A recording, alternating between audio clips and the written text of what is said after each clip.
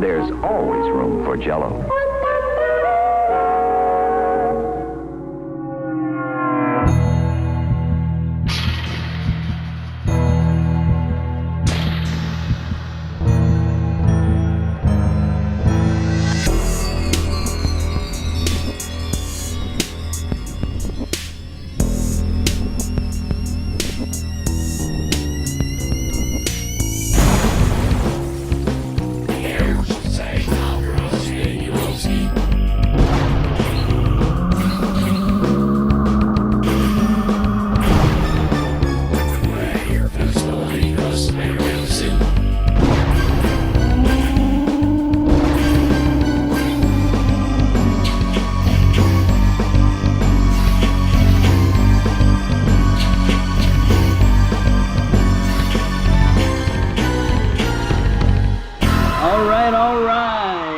Welcome to the Exploding Heads Horror Movie Podcast, episode 40.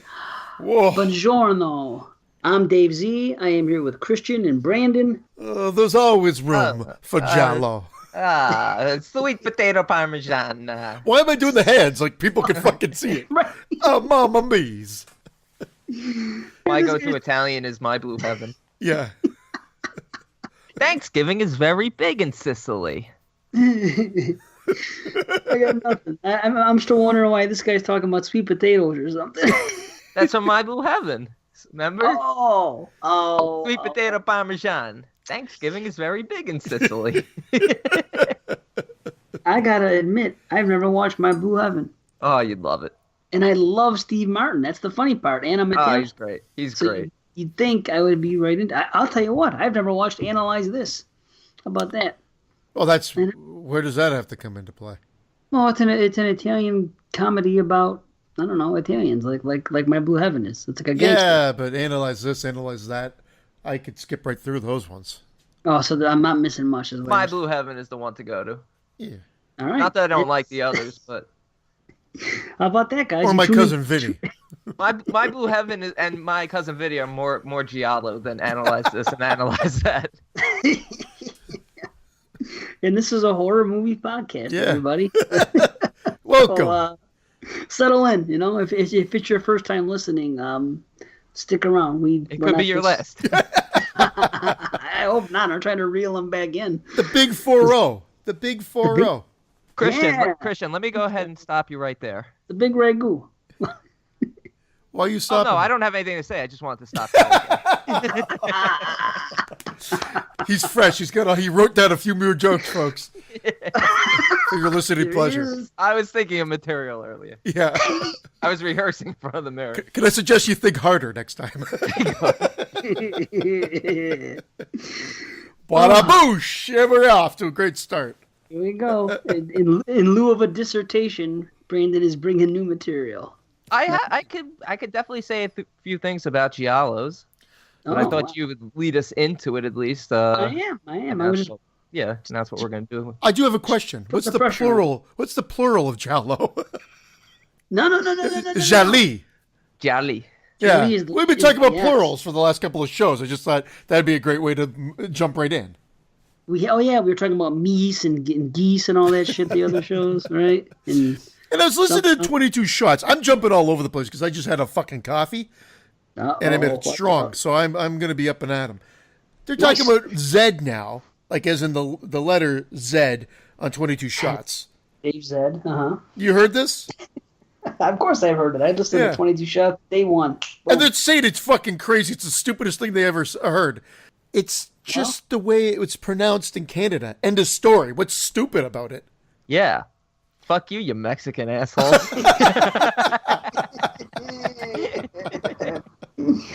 Yeah. It comes at night on your face, JP. Yeah. JP comes at night, right? It comes at night and it's not that good. Oh, here we go. Don't start. We're not doing that tonight. Check it out. I have watched more movies the past, since the last show we did. I have watched more movies than ever, and I'm not talking about any of them tonight except the four we're talking about for the special. Which, let me say, let me try to keep it on task. We're doing the 4 Giallos tonight. We're doing Bay of Blood, Torso, Stage Fright, and Opera. I was going to say, we were going to do Christian's favorite one, but it was voted no by us, and that's Your Vice is a Brown Hole and Only I Have the Bleach. Yeah, great. Did a lot of thinking earlier. I'm very proud of you. That one I thought about earlier. I'm like, I got to come up with a funny... I like that. Yeah, I like that. What is that noise in the background? It's probably the air conditioner going on and then going off. It's what do you call it? Central air. You have to be in the middle of the house to enjoy central air? That one was not rehearsed because I had no idea you were going to bring up central air tonight. What can I say? I didn't know I was going to either. I was trying to avoid it, but I can't stop this damn thing. I'll just go ahead and say right now, Zed, I'm killing it. Let the audience be the judge of that. No, I mean I'm killing the show. Yeah. Why don't you just put a mask and some black gloves on and just fucking murder it? It's pretty much what's happening right now. Yeah. He's gonna kill the cast himself. He's gonna he's gonna be on that show next. That's what's gonna come to him. You know, you may as well. You guys are grab assing all over the internet. You know, so.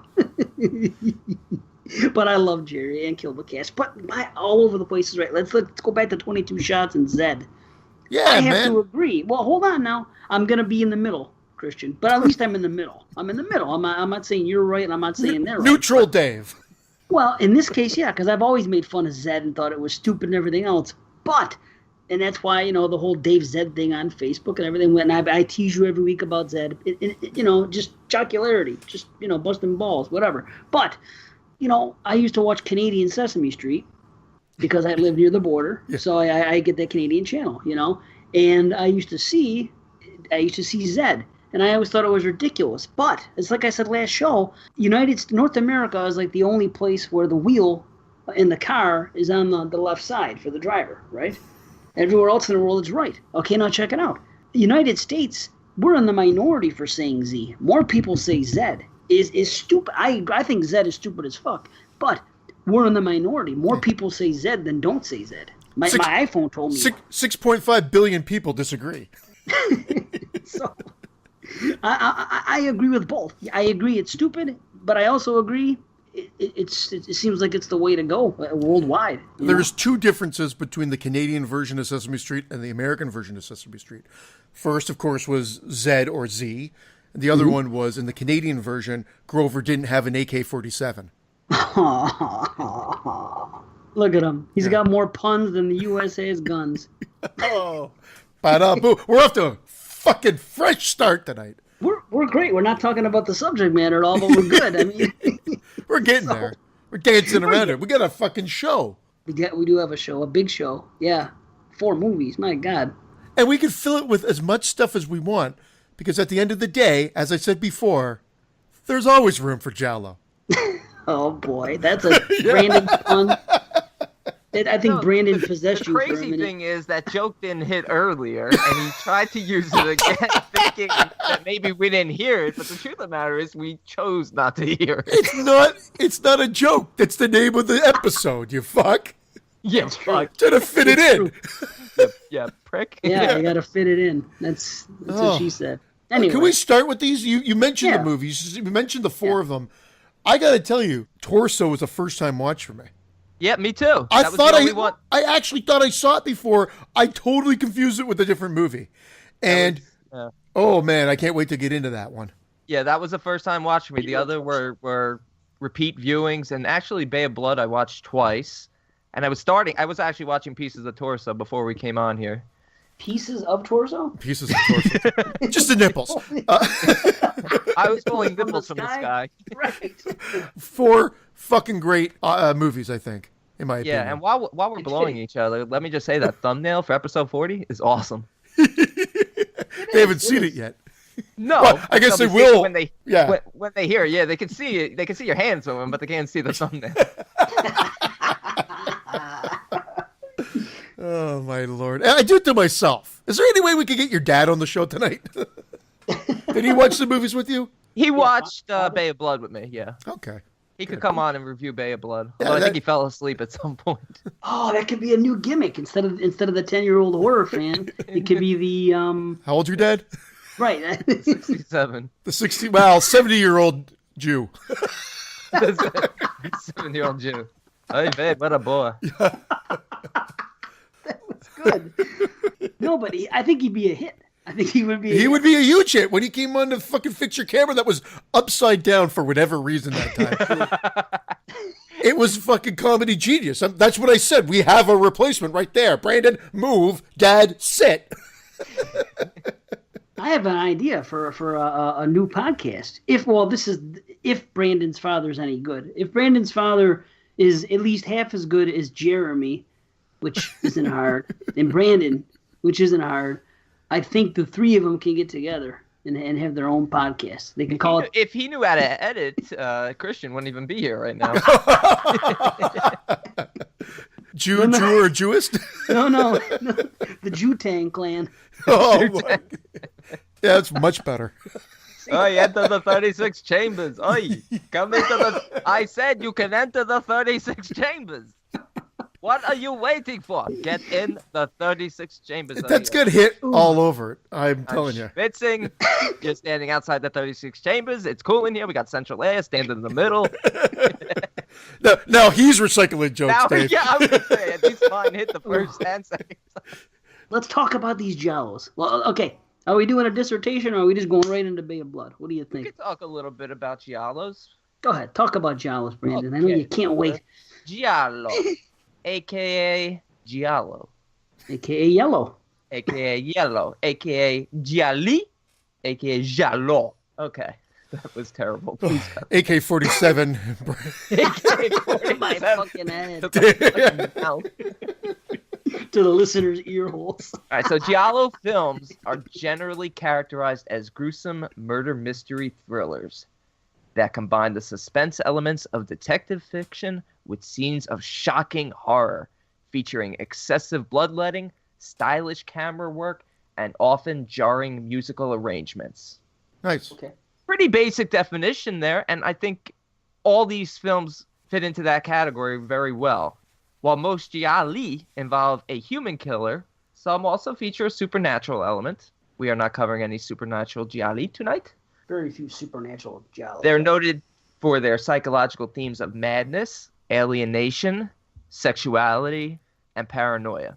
And lots of influence, they said, came from Hitchcock, but before that was like film noir and German expressionism, the opera.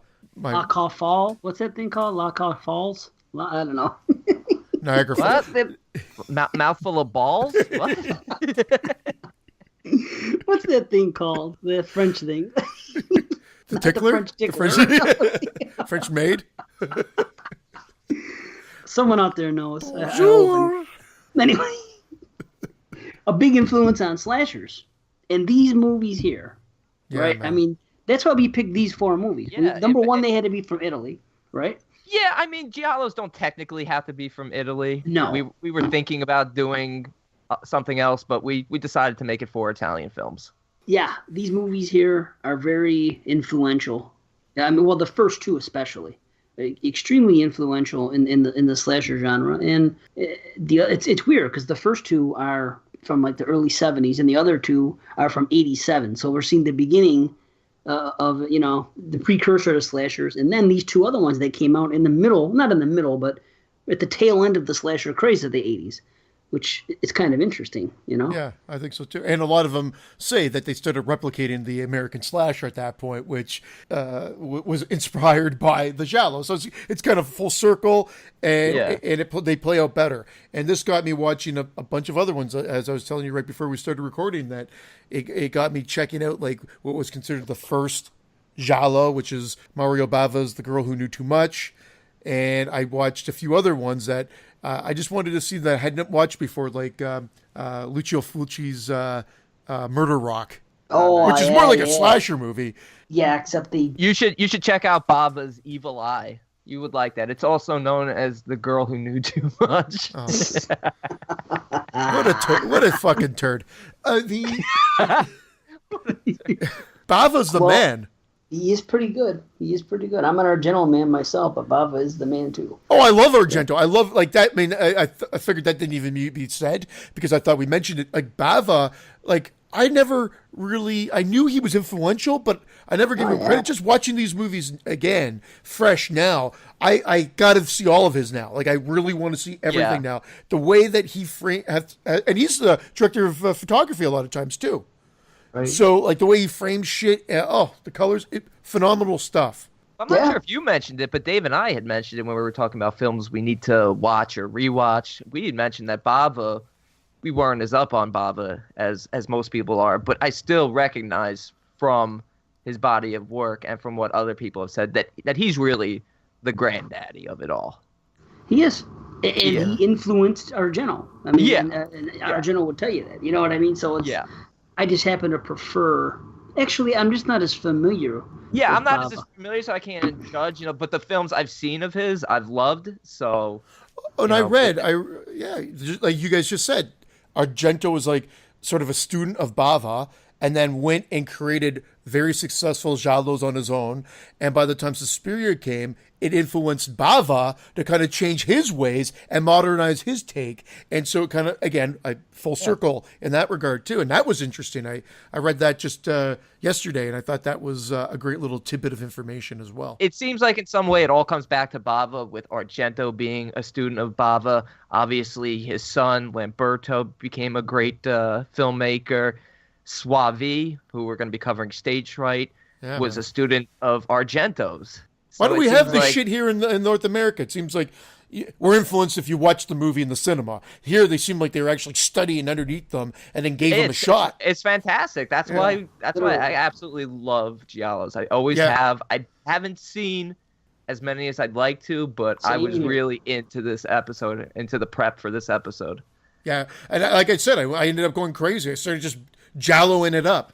And I'm not even close to being done, because there's so many that I read about that I'm like, I haven't even seen this yet. Holy fuck, I can't wait. And Shudder's great. Shudder has so many on there. I mean, I own a lot of them, but I just went to Shudder. It was so much easier. You know what I love about it? I don't know if you know the category in Shudder. It's called "There's Always Room for Giallo." Yeah, you ran. Wow. 0 for 3. I'm gonna have like a laugh track and put it there. That's the answer. That's what you gotta do. Fucking hits. Oh man. I've been watching way too many slashers. I've been good. Like I said, I've watched more movies between last show and this show than ever. And I'm not even going to discuss. If we were doing triple R's tonight, I could do about 25 of them. That's how much I have watched. I watched about 20 movies from 1986 for the big show with 22 shots. Holy shit, and I've watched about 20 slashers. I went on a freaking mad rampage. And now I haven't watched a movie outside of these 4 in the past, 6 days. But there was a time there that I just had the time to do it. And there was 2 days that I watched 5 movies in a day. And I never do that. And in case this is the first episode you've ever heard of us, we're calling this the year of the slasher for Exploding Heads. So we're leading up to our big show, episode 50, which is a big slasher show where we reveal our 50 favorite each. We each reveal our own 50 favorite list. And so we wanted to lead up to that by, of course, hitting the influences, which today, of course, is Giallo. And then that episode 45 is going to be the proto slash. Yes, you just dropped the bomb. Proto slash. But yeah, we wanted to cover these movies. We knew that we weren't going to put them on the slasher list. We decided that we weren't going to because it was too much. We were pulling our hair out. What's a slasher? What's not? Ultimately, we decided that these movies, some of these you can classify either way. More so the last 2, I would say. The ones from 87. You could just as easily classify them, and they're kind of like Giallo slashers or vice versa. The first 2, I would say no, but they're a heavy influence, and when we get into them, we'll say why, but totally. But we wanted to give them some love, so people couldn't say we ignored them. It's the year of the slasher, and some people consider some of these slashers, so here we are. We're talking about them a little bit, and I think we talked about the parameters last show. We just decided to make it North American because we were trying to, I forgot to drop that bomb. It's the 50 best North American slashers. So you won't see. We won't be talking about pieces. I don't know why Dice is here. Hey. All of a sudden, you just never know. Yeah. But before you got Dice, please stay. Christian was bombing tonight. What the fuck you guys talking about? Every time I'm in this fucking place, some asshole's got to open his mouth. Running a gym? What do I need, a workout? This is CNN. This is a horror podcast. All right. Okay. So yeah, Brandon, did we cut you off too early? Was there more you wanted to talk about as far as the history of the Giallo? The listeners thank us. Yeah, no, I'm not going to bore the listeners with the history of Giallo. There's so much on the internet. It's very interesting. There's tons of books. There's tons of literature out there on it. If you want to know more, just look into it. It's there. It's readily available. Get into this genre of film because they're absolutely amazing. In fact, I find them, not to blow my load a little early, but I find them to be maybe some of the hardest films to grade. Because just aesthetically, they immediately draw you in, and they're so beautiful that sometimes you forget that you might not be watching such a great film, but you're still drawn into it. Well, that's the thing. That's part of the love and the lure of them is that some of these plots are fucking ridiculous, but then you realize that's a convention unto itself within the Giallo, so like you kind of are forgiving of it. And we'll get to them because there's some batshit craziness happening, but it does not, for me, it doesn't take away from the movie at all. For some people, I can understand it, but, opera is a perfect example with that ending. The very, very end, as you guys like to call it. Yes. The very, very end. Not the end. But, yeah. Not the very end. The very, very end. Right before the credits hit. Boom. So, yeah, maybe we should jump into this. We've jerked around enough. And like I said, we're doing them in order. So, Bay of Blood's first, right? Bay of Blood is first. All right, let's get on it, man. A Bay of Blood, 1971, directed by Mario Bava. An elderly heiress is killed by her husband who wants control of her fortunes. What ensues is an all-out murder spree as relatives and friends attempt to reduce the inheritance playing field. Oh, shit. I dropped the ball. When we first opened the show, I was going to totally call you the Squonk, Brandon. Oh, I was going to call you both squonks right now. Which is a squonk. Look, and I don't know why. You're the one who looks like he's reduced to a puddle of tears. You're right. Christian, interesting fact about this movie. Did you notice it? It's a Cousins production. No. Cousins? It's a Cousins production. What's the name of the star of the movie? Who played Albert? What's his first name in real life? I don't know. I wrote down all the characters' names because if there's any movie you need to write down the characters' names, I thought it was this movie. His name is Luigi Pistilli. And who directed the film? Mario Bava. Mario and Luigi. Oh, it's a Cousins production. Wait a minute. They're brothers. No. That went over my head. You're right. Yeah. And that's a joke that anybody that hasn't heard an old episode would not get whatsoever and go, who the fuck is this guy? How the hell can I not make a cousin's joke when we have a Mario and Luigi? How often are we going to have a Mario and Luigi? Super Mario Cousins. That is a joke. And once again, Mario was bossing Luigi around. He's always the guy. It's Super Mario. Luigi, they don't call him Super Luigi. Does anybody ever call him Super Luigi? He's so no. You're right. He's just as super as Mario. When you play the game, we should probably hold this conversation until we're on the Exploding Barrel podcast. I don't use either one of them. I either use Princess Peach or Toad. Yeah. Of course you do. Of course. To masturbate to Toad. Yeah. Boy, it's been a while. But I'm dead serious. I wrote down all the characters' names because I'm like, I was starting to get Albert and Frank mixed up a little bit. Really, just in a couple, like 2 scenes and whatnot. And I'm just like, I got to write this shit down. I got to know who's who and everything. But that opening, brilliant, right out of the gate. What is it? Yeah. Fantastic sound design on that opening with the wheelchair. The spinning of the I wrote that down. On the wheelchair, right? Did you write that down? I wrote that down. The spinning of the wheels because I just love how it represents death and spinning wheel, spin round and round. Got to go round. I wanted music in this episode. That's perfect. But it was.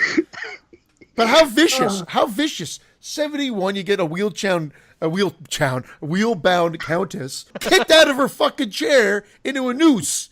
Awesome. Yeah. Again, if people think we're not going to spoil these movies, these are spoiler reviews. So if you haven't watched these films, check them out. Yeah. Come back. When you watch these films, there's honestly no way to talk about any of these films. Maybe one of the four, but there's really no way to talk about the other three at all without jumping right into spoilers, because there's spoilers and twists every 2 seconds, especially in this one. And that's it. And that's what inspired slashers. Oh, without a doubt, this is the mystery. This is the influence right here. Yes, well, this is huge. A vicious fucking opening. It's a woman wheeling around, looking kind of at the bay. She can't really enjoy it because she's in the chair. She looks at herself in the mirror. You could see that, she's not happy about the fact that she's aged. She seems depressed, sad, and then she wheels herself into the bedroom to find out that there's a noose waiting for her. She gets kicked out of her chair, like I said already, and only to reveal her killer, who's then killed. Beautiful. Yeah. Her killer turns out to be her husband, Philippe Donati, who then moments later is stabbed to death himself. Beautiful. By an unseen assailant at this point. The interesting thing is, when she was hanging there, at first I didn't think that she was being killed. I thought she was masturbating, because that's how I masturbate. So, but the one thing I noticed, she didn't have a spotter. We're all going to hell now with this. Too soon? Too soon? Didn't have a spotter. My God. Shit. I'll check it out. The killer had black gloves on. I mean, that's telltale. Giallo 101. Right. And, okay, you were saying at the beginning of the show, Brandon, that, well, maybe it wasn't at the beginning of the show. Maybe it was off air. But about stage fright. And some, how that's the one that's the most slashery. And some people straight up consider it a slasher. And you know what? I could see the argument. But I can definitely see the argument both ways, but I still call it a Giallo. Because it had the opportunity till the very end to throw you a curveball. Were there black gloves on the killer? Well, there was an owl mask. Yeah, I understand. I know there was an owl mask. But the thing is, the one I think there were. I'm going to start talking about that movie. No, but I just know just the fact that he's disguised can lead you to believe that they might throw a twist and the killer be someone other than who it is. I'm just recalling the gloves to make a point, because I was thinking... Now, there were gloves in torso? Yes, there was. There was gloves here, and that's how we got on it. But I was just wondering if they were in stage fright. There were gloves in opera? Yeah. I'll watch it again. Next time. There might have been a pair of mittens in this one, in stage fright. Mittens. The cat of nine tails with 9 mittens. The cat of 9 mittens. It's fucking fantastic. Someone should make a movie like that and try to play it parody, a Giallo parody. Yes, a parody like they did with What Do You Call It, which was a kick-ass film 2 years ago. What was that? The Editor, Christian, the editor. But they should have done slyly. Slyly, they should have put freaking instead of black gloves, they should have put not even mittens. One of those freaking things that you just see the thumb that little kids wear when they play in the snow. That you just see the thumb and there's not even thing. Yeah, that's a mitten, like with a big. It's just is like that what a mitten is? Yeah, okay. That's a mitten. Like a sock puppet from like. Oh yeah. Yeah, that's a mitten. Wouldn't that be funny? Just black mittens instead. Look at him. He's mitten for mitten. See, we're spilling the beans. We're spilling the beans on our movie. We should just left that for the movie. Oh well, a couple of things this movie's known for. I don't care what any of the producers or the writers say. A page was totally torn from this for Friday the 13th, 1 and 2. No question. No question. I mean, we're not the first to say it. We won't be the last to say it. But there's just no question. They're like, I've never seen it. Sean Cunningham was like, I've never seen it before. Okay, maybe you didn't.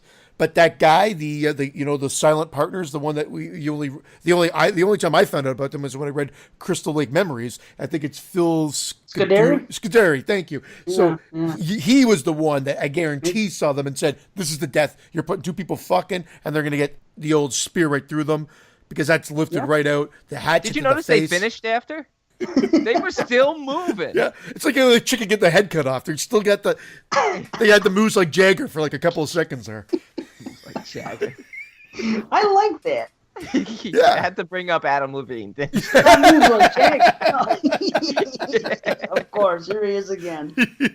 Adam Levine's in every show. With that fucking hatchet to the face, that's fucking... Mwah! Everything's fucking stewed here. It's beautiful.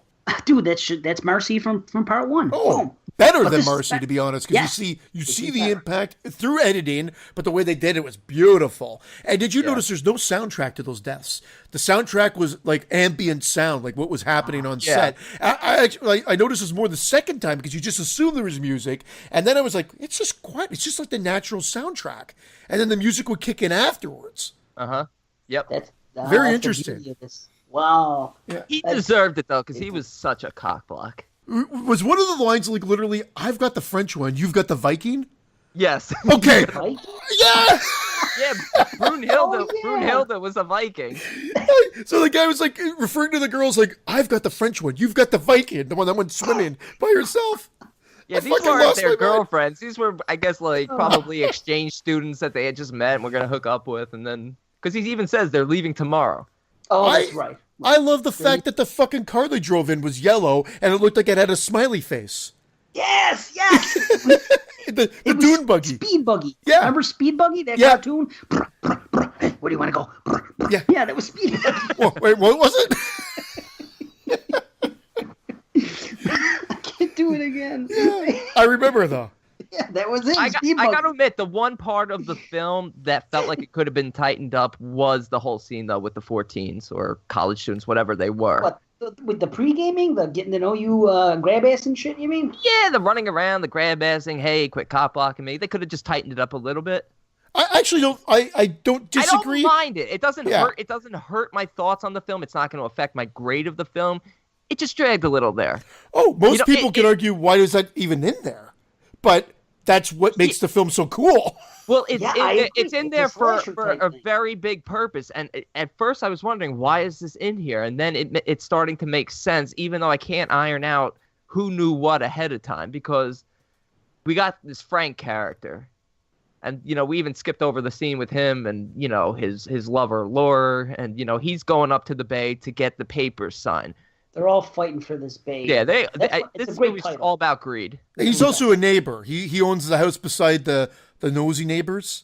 Yeah, he owns the house where the kids were killed.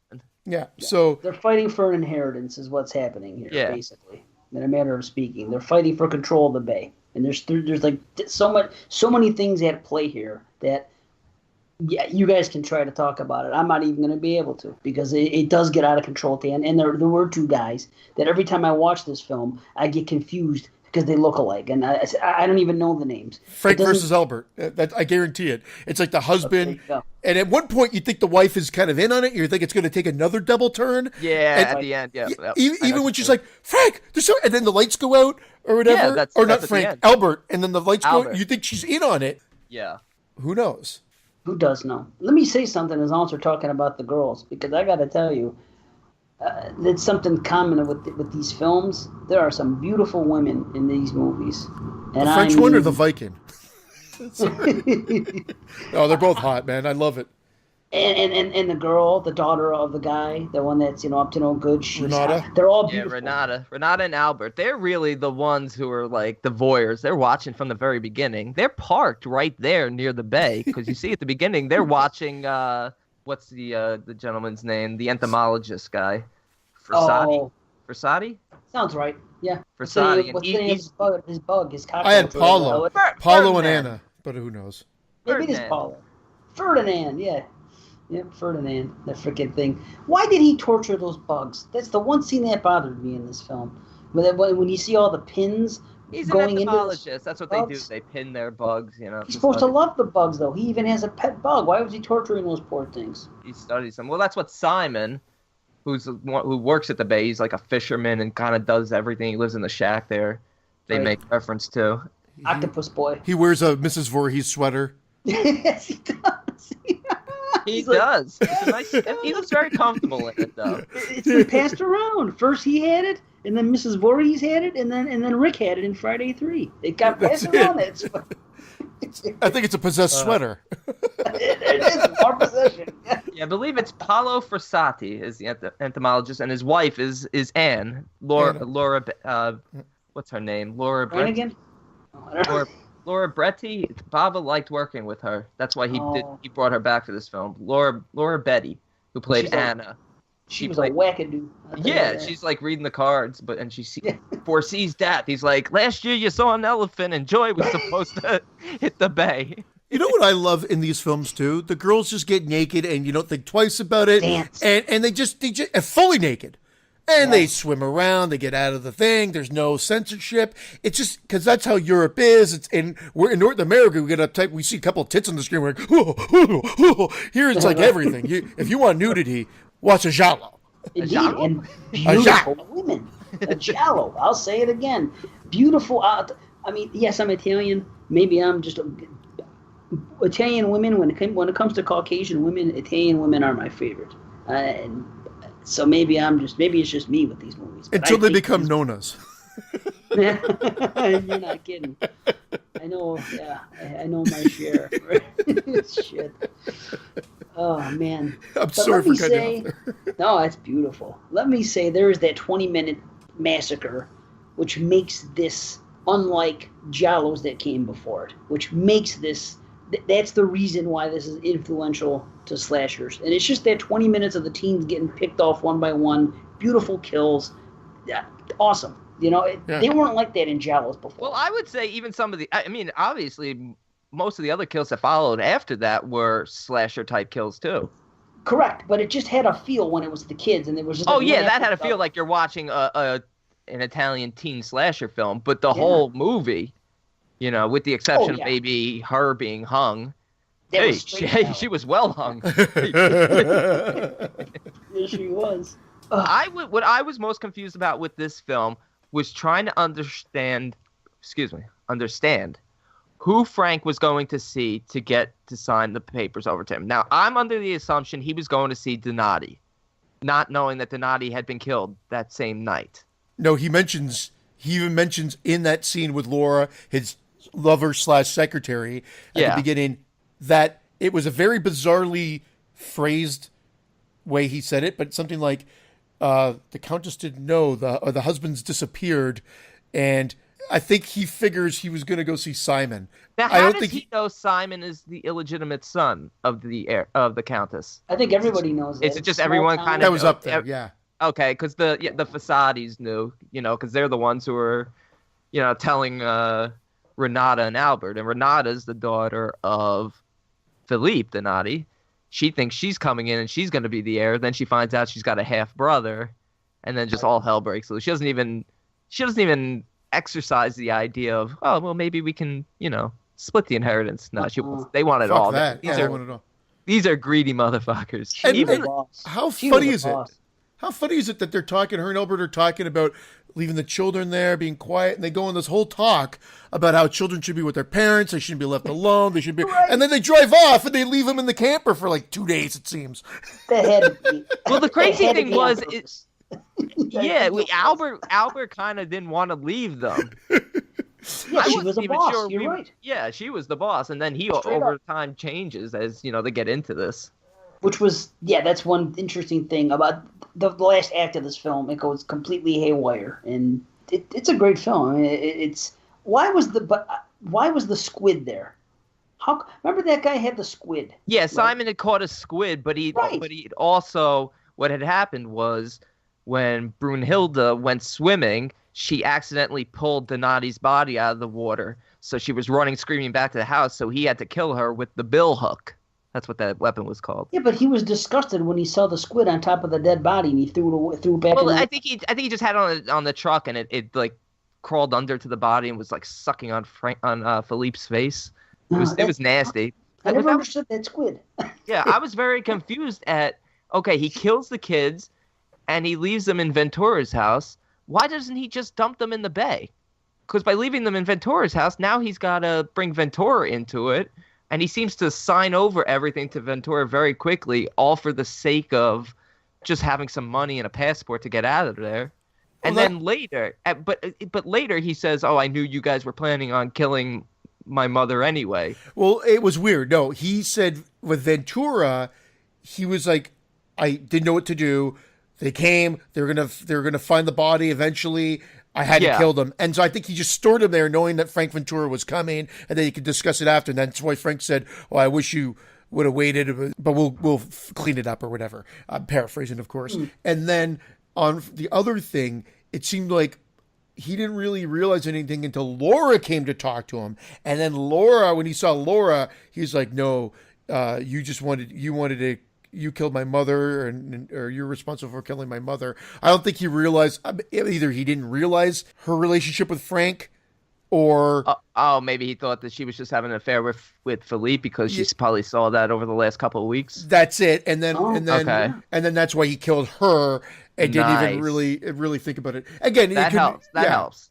That got confusing. The whole Simon Ventura thing and trying to understand what was going on there was a little confusing, but again, we're getting away from, the great parts of the movie, the score, the kills. Oh, the score is great. Didn't the beginning remind you of like an Italian cannibal movie when the credits come up and those drums playing, right? Didn't it have like a Cannibal Holocaust type vibe or any of them cannibal movies?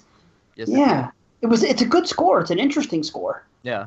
Definitely. This movie, it's pretty unique. I mean, for the time, because there's not other Giallos before it that were like this, to my knowledge. And I'm not going to come off like I'm the expert on Giallo, because I'm not. I said it not too long ago, and I think the exact words I said was, I've seen all the Argentos, because I fell in love with Argento as the director. I watched them all, loved it, and I maybe watched another 20 Giallos in my life. I'm not. Some people think that I'm Mr. Giallo for some reason. I'm not at all. Just because I'm an Argento freak and I love Italian horror. I love all the Italian horror I've seen for the most part, but I haven't seen all of it. You know what I mean? There's a lot to be seen. Yeah, I haven't seen a lot of 60s Giallos, and this is obviously right at 71, right after is it right after Bird with the crystal plumage? Yeah, around a lot were 70, coming out 71. A lot of them were coming out in 70, 71. That's when it really kind of seems to have took off. Yep. I mean, 70s was the big decade for it. But Bird and Cat weren't like this. I mean, there was like maybe one or two gory-ish type scenes. Oh, no, not even that much. You know what I mean? They weren't like this. As much as I'd love to say they were, because I love Argento and I love gore, the Animal trilogy isn't necessarily gory. Yeah, no. Not like this. And I think he had death was always a big factor in these movies, and multiple killers or multiple victims and whatnot. But I think this was more on-screen death. Like you're seeing a hatchet go into a face as opposed to, that kill was, mwah! Yeah, we've already done that. Yeah. Yes. There's a couple of things. What the funniest part in the movie to me, was when Paulo, quote unquote, the nosy neighbor, frantically runs back to the house. The music's hopped up. He's looking around for the phone book because he's going to call the police. He's searching around for the number, and when he finds it, it's 331. And he dials it incorrectly. He dials it, and it's like police, and it's like some other woman. He's like, oh, and he hangs up, and he has to try to do it again, and that's when he gets attacked. I was like, all this buildup for 331. You didn't have that memorized? Good God, it's a good thing that I hope that's not the like the 911 of Italy. I fucking lost my mind. And then just as a little side note, I just thought it was interesting, maybe because it stood out from the dialogue or whatever. I think it was when they're reading her diary. There's something that says this coming February the 13th, and for whatever reason, just because it was so close to Friday the 13th, I was like, oh, that's kind of cool. Just a little nugget of information. Yeah, I thought the same thing when they said the 13th. And I thought that was a cool little twist on how they were going to stage her suicide. That was really, really cool. That was really cool. Admittedly, the last act used to confuse the hell out of me. And that was my big problem with the film. Like, I saw this movie as Twitch of the Death Nerve when I was a kid, a bunch. Yeah. Well, that's the American title. And I had the DVD later on, and I loved it. And then I took a break for a while. And maybe over the last 5 years or so, I started watching it again. And I'll tell you what, about 4 years ago, if you would have asked me about this movie, I would have said the beginning was great when they killed the teens, and then I'm not into the mystery and the rest of the stuff and the whodunit. That's what I was thinking. That's what I was recalling it. Now, last time I watched this movie, before the review, I watched it maybe about 5 months ago. And when I watched it, I zoned out in the third act. I got confused, and I didn't care, and I don't know what it was. And I had a rating of 6.5 at the time. At Seriously? the time, I did. I'll just say this. This time watching it, I got to see, it came back to me, and I enjoyed it for what it is again. I just had to, I really had to concentrate because for whatever reason. I feel like the more you watch it, the more you start to, it's not as complicated as you think. Like I said, the only things that confused me were the motives as to why certain characters were working together. But Christian even shed light on that and made me cool with it. And in terms of the third act, I love it. It's, it's like, it's great. I just get confused. It's like Clue. It feels like I'm watching Clue. Right. Every time you have a question, you're like, okay, wait a second. What about this? Okay, a flashback kicks in. I'm like, did he watch the movie and say, this is when everybody's going to start questioning it, and I'm going to insert the flashback right here because it happened twice to me where I'm like, well, wait, that doesn't explain this. And then all of a sudden, the flashback went, I'm like, oh, my God. Like, I can't believe they were timed. Even got a flashback while she was being strangled. Yeah. She's thinking back as she's thinking. And when they cut back to her dead body, it's fucking brilliant. Like, she looks like it looks creepy. Brutal and creepy. I haven't seen her since. I think they killed her. It's like the turtle in Cannibal Holocaust. Yeah, but I heard. But they ate her, so it's okay. That's right. They ate her. Yeah. Christian will start with the tush. The bleached asshole. I told you. I said it earlier. This is probably the fourth time I watched it. Twice in the past, and I watched it 2 times for this show. It was like seeing it with brand new eyes again because it's been so long. Right. I fucking loved it. Reading about, just knowing how influential it was and whatever. I feel like I'm blowing this movie. Does it get more points for you for being a pioneer, for being one of the first? You have to, right? You have to give it a little bit extra credit for being so influential on what would follow over the next. I think it plays into it. I think it just has to. Like, I mean, I look at him and go, holy fuck, 2 of my favorite slasher franchise. Yeah. Like, it really took a page from this. It's still, it took it. Yes. It's the exact same kills. Yeah. Only these might be better. Well, because they're uncensored. So the shit that we keep saying, I wish we had part 2 uncut of Friday the 13th because you never see the double impalement. Well, you see it here, folks. Yeah, you see the Terminator. Like, that was full another detail. bad thing. If you watch, they use the machete the right way in this film. Yeah. But if you it's watch, true because in the Friday Brunhilde, series they don't. If you watch Brunhilde get killed after she dies, she is breathing so. You see her stomach going up and oh my God! I would, if I was Mario Bava, I would be like, can you at least try to hold your breath for 5 seconds, you Viking whore? I love Viking women. Yeah. Some of my favorite women. I love my Viking women. No, I'm telling you, I love the way this played out. I love the twists and turns. I watched it twice for a reason. 10 out of 10. Whoa! I love it. Oh. I love this. I love the movie. Wow. That's out of maybe the next time that'll happen because I need a moment. I know, right? That's No shocking. 6.5 for me. How is that shocking? I wasn't expecting a 10 out of 10. I'm telling you. That's all. I'm happy for you. I'm glad. I loved it. Maybe next time I watch it, I'll be closer. But here's what I say about the third act. I figured it out this time, but it still comes very fast and very furious. That's all. It really does. It's not. Is Vin Diesel in this? Or is it Brandon in the sack? No, I'm not furious. Furious. Just fast. No, he's not. Just too fast. Not that I would know. Too fast. Not so furious. I'm sorry, Dave, for stealing your thunder. Yeah. No, I'm just saying it does come fast and furious in the third act, and that's always been my issue with it. And this time I got it, So maybe next time I'll be at a 10. I will have to give it an extra half a point for the influence. And no, we didn't mention another slasher trope that we saw later that we see here. It was all the bodies being in one room like that. Yeah, man. Yeah, I don't recall. Certainly not in a Giallo movie. No, you didn't see this. Friday the 13th specialty. Right? Hey. Happy birthday to me. The list goes on. Hey. Oh, tons. Sleepaway. I knew that was coming. Yeah. Unhappy campers.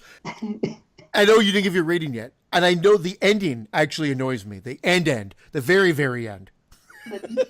It's a joke. I know it's kind of like a fun little end of the movie. Like, oh, let's leave it. Yeah, with the music kicks in. Let's leave it on a lighthearted note. So on that part, okay, great, but it kind of undermines what followed. But by no means was it going to take even a half point away for it.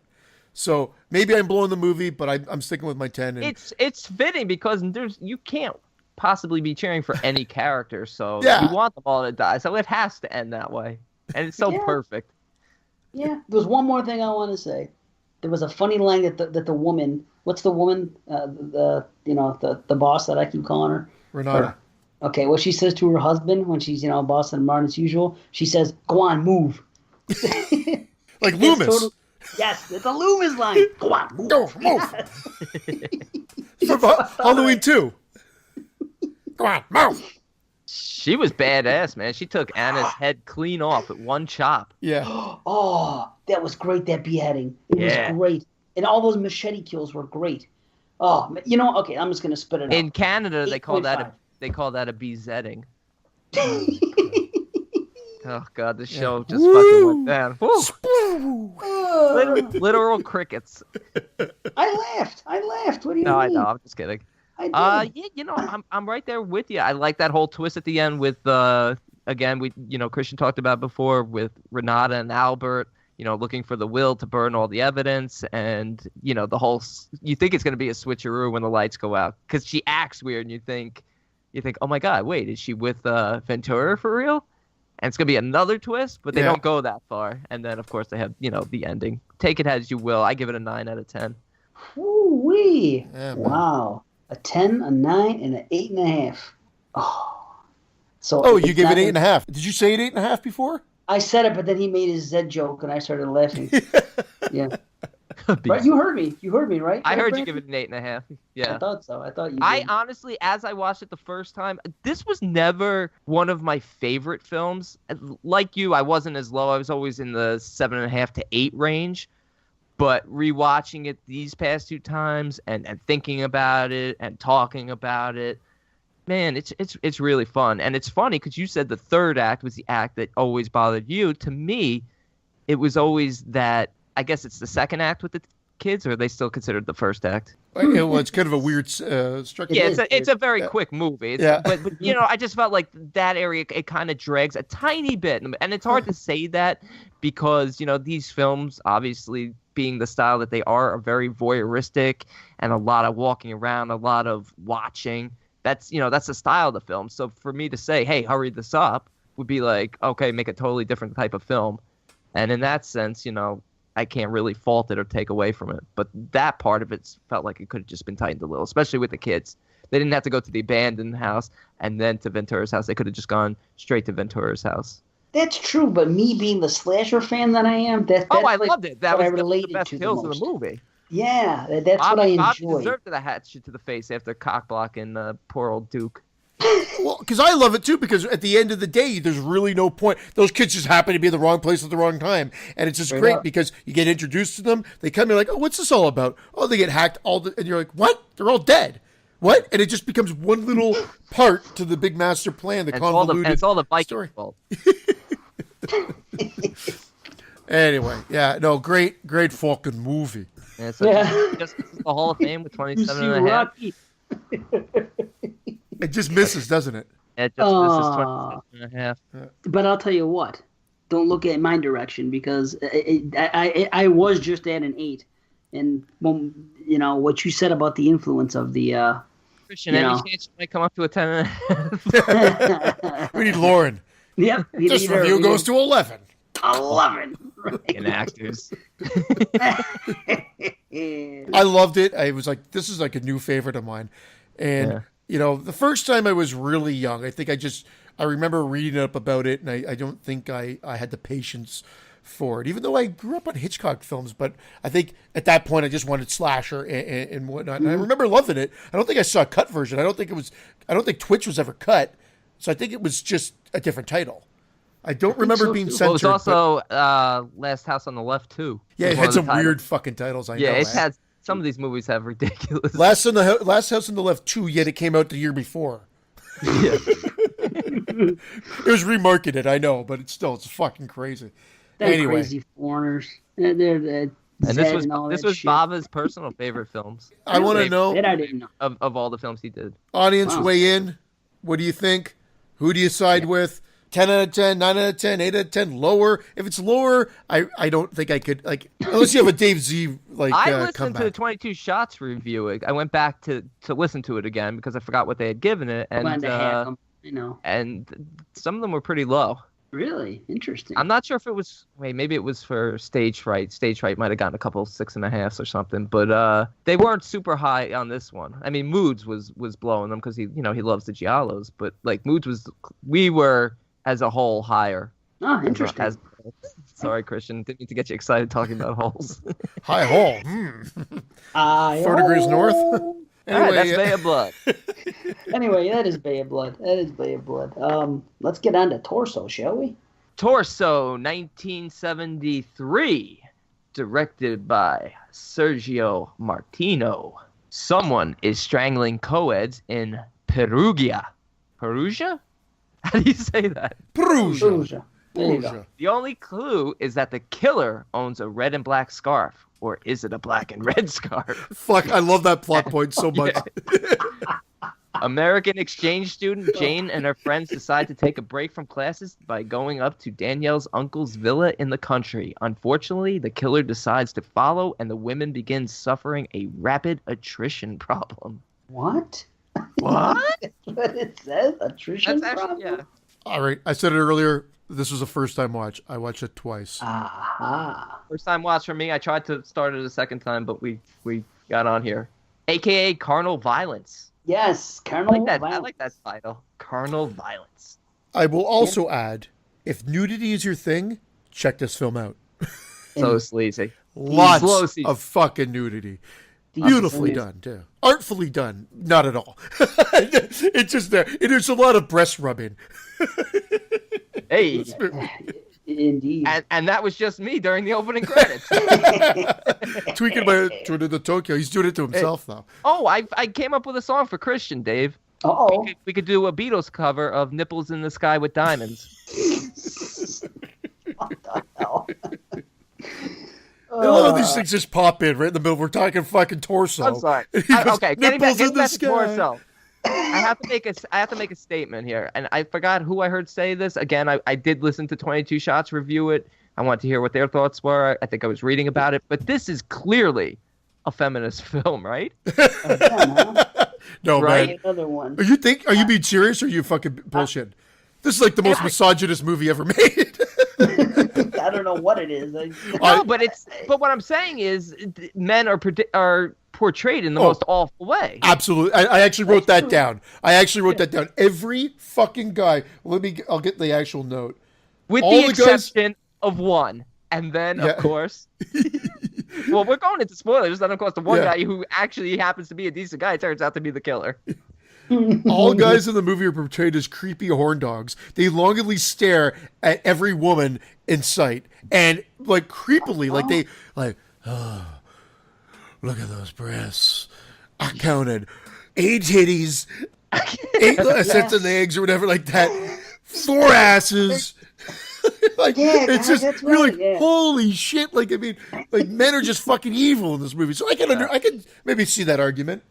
I read could see that too. I read the description of this and Bay of Blood to my father, and I'm like, Dad, which one do you want to watch? He's like, let's watch Torso together. I'm like, we're watching Bay of Blood. Yeah. He got mad at me too. The fact that he said the way you gave your dad's voice, let's watch Torso together. Creepy about it. He was being creepy about it. I never thought I heard those words muttered. Let's watch Torso together. Does this movie turn you on, son? Oh, shit. Excuse me, son. Get me another tissue. Oh, Let's just say. Listen, Go ahead, Dave. these women, first of all, oh my, wow. The best. Maybe the best. The best. What an amazing cast. And save for Jane, they all get naked. Every one of them, he finds a way to get them naked. Except for Jane. I was enjoying it so much that I was starting to feel bad because I was feeling bad because I was thinking, no, listen, this is 19. I'm sorry, you're 1 year old at this point. This is 1970, what, 3? Yeah. Torso. All these women are so beautiful. I'm sad that they're old women now. That's how beautiful they are. I'm looking at them like these women are absolutely drop dead gorgeous to me. I couldn't get over it. I was like, I thought they were that beautiful that I felt bad for thinking of them of what they look like in 2017. Like, you know what? These things were things of beauty. I just thought that thank God I have a rewind button, because that's the art of that's the beauty of art and cinema in this case is you've got a movie that has now made them immortal. So yes, phenomenal.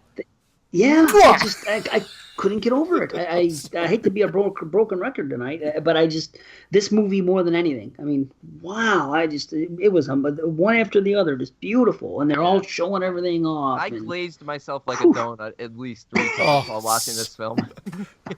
With that ratings?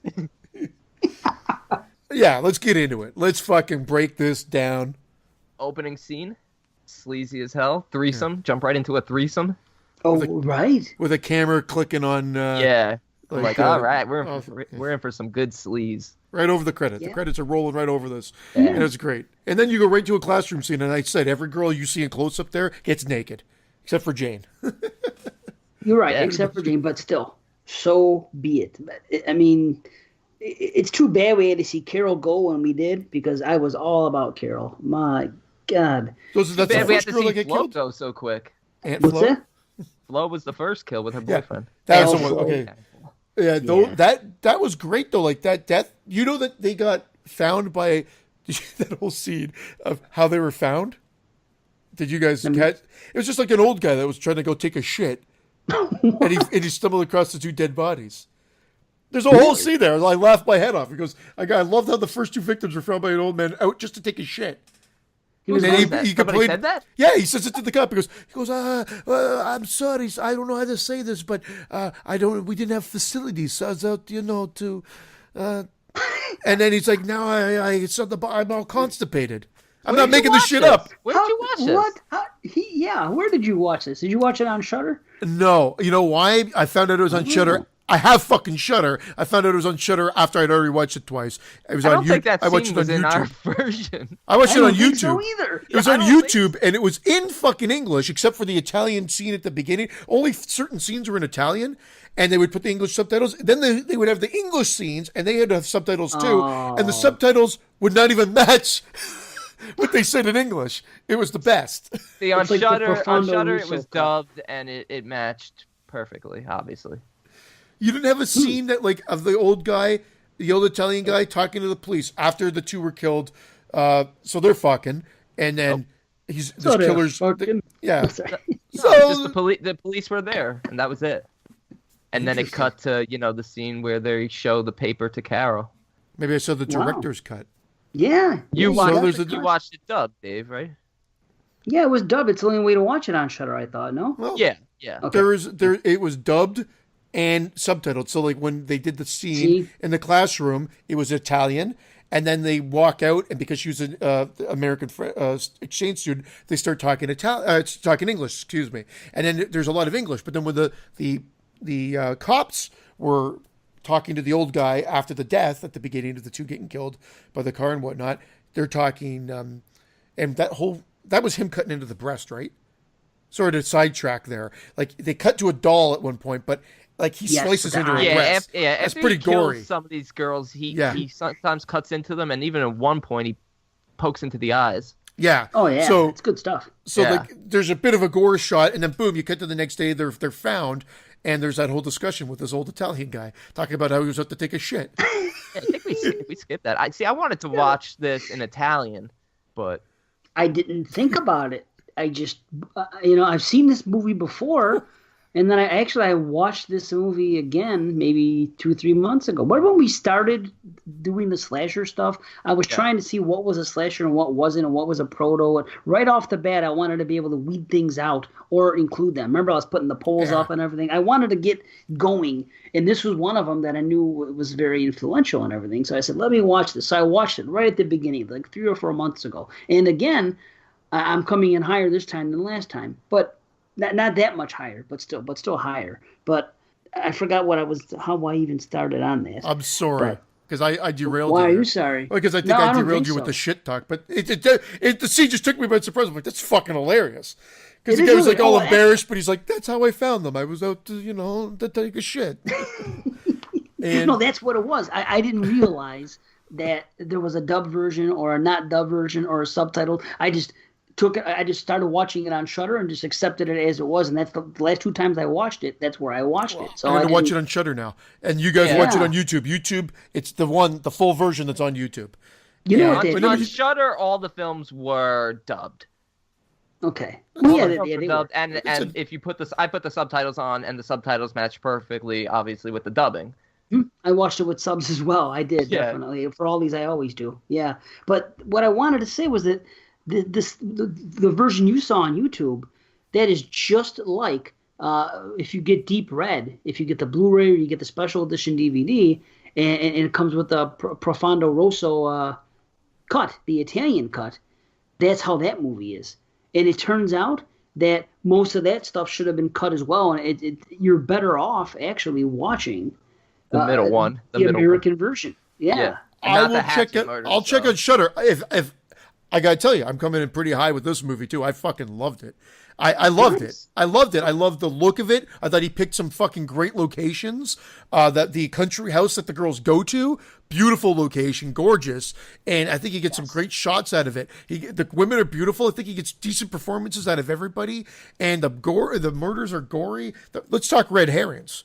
Like this movie had a fucking shitload of red herrings. I counted 1, 2, 3, 4. 5, 6 red herrings. Yeah, this had a lot of Jerry's in it. Okay, I had 5. I had Stefano, the scarf salesman, Uncle Nino, the doctor, and then the mute shoemaker. Were you counting the breakfast guy too? What breakfast guy? You guys didn't have a fucking breakfast guy in yours? Because he had the best fucking line in the movie. Wait, the guy that brought them food? Milk, bread, eggs. Yeah, the milkman. That guy? No, I never counted him. I didn't have him either. That's the guy that said. I even counted 4 the bikers. sets of tits. The bikers from the hippie gangbang, which was a great scene.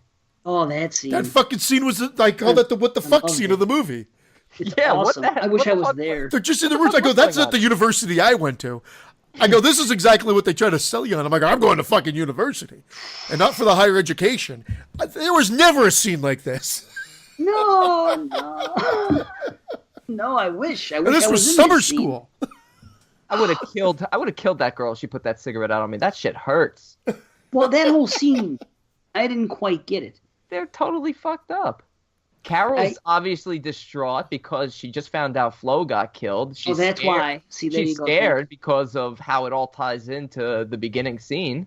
I mean, it's Flo and Carol. Thank you. I wasn't even thinking that she was upset about the friend. Okay. Yeah. She was sitting there. It seemed like she was enjoying it. She was getting high. They were basically doing things. And it looked like things were going on. Maybe the guys took it too far. And then, boom. Well, no, but there are people fucking there. Like, there are people playing guitar. Some people are just getting high. A girl's dancing naked. And then, just if you see the background, they're just people fucking. Like, fully naked. Not even just, like, half naked. Like, just naked fucking. If I could just go back in the marsh, though. The scene in the marsh. Oh, it's great. When she wanders out there, it's so beautiful and eerie. Yes, it is. It is beautiful. That's a note I have for the way it looks, everything. Yeah, man. Yes. And the stalking scenes, they play music during the stalking scenes using POV. Like, nothing else. I mean, we had POV shots in Giallos before. We saw them. But the way they utilize them here and with the music... This is why this is extremely influential to slashers, because honestly, I'll say it now, what they did in Black Christmas and what they did in Halloween, they didn't really use as much POV as people like to think. They used it on a few shots in Black Christmas, And in Halloween, they only used it in the opening segment, which is an amazing shot, the whole one-shot thing. The rest of that movie, you don't see that. Friday the 13th, again, is when they Take a drink. They take a drink. They deserve it. They were the ones that really implemented it hardcore. But they did it in here, too. Oh, yeah, and it was taken from Hitchcock. Hitchcock and film. He did it a lot, like with the scenes, and Giallo's ran with it. This is a perfect example of a sleazy Giallo film that borderlines on a slasher as well. That is definitely influential to what came after. No question. Beautiful women, mass killer, death. Oh, that mask, too. I love the look of them. Yeah, it's just a ski mask, but creepy as shit. Yes. No mittens this time. No mittens. But there was kills with gloves in the beginning. Remember? Yes. You know, when the kids were making out and we see him stalking, that's so slashery.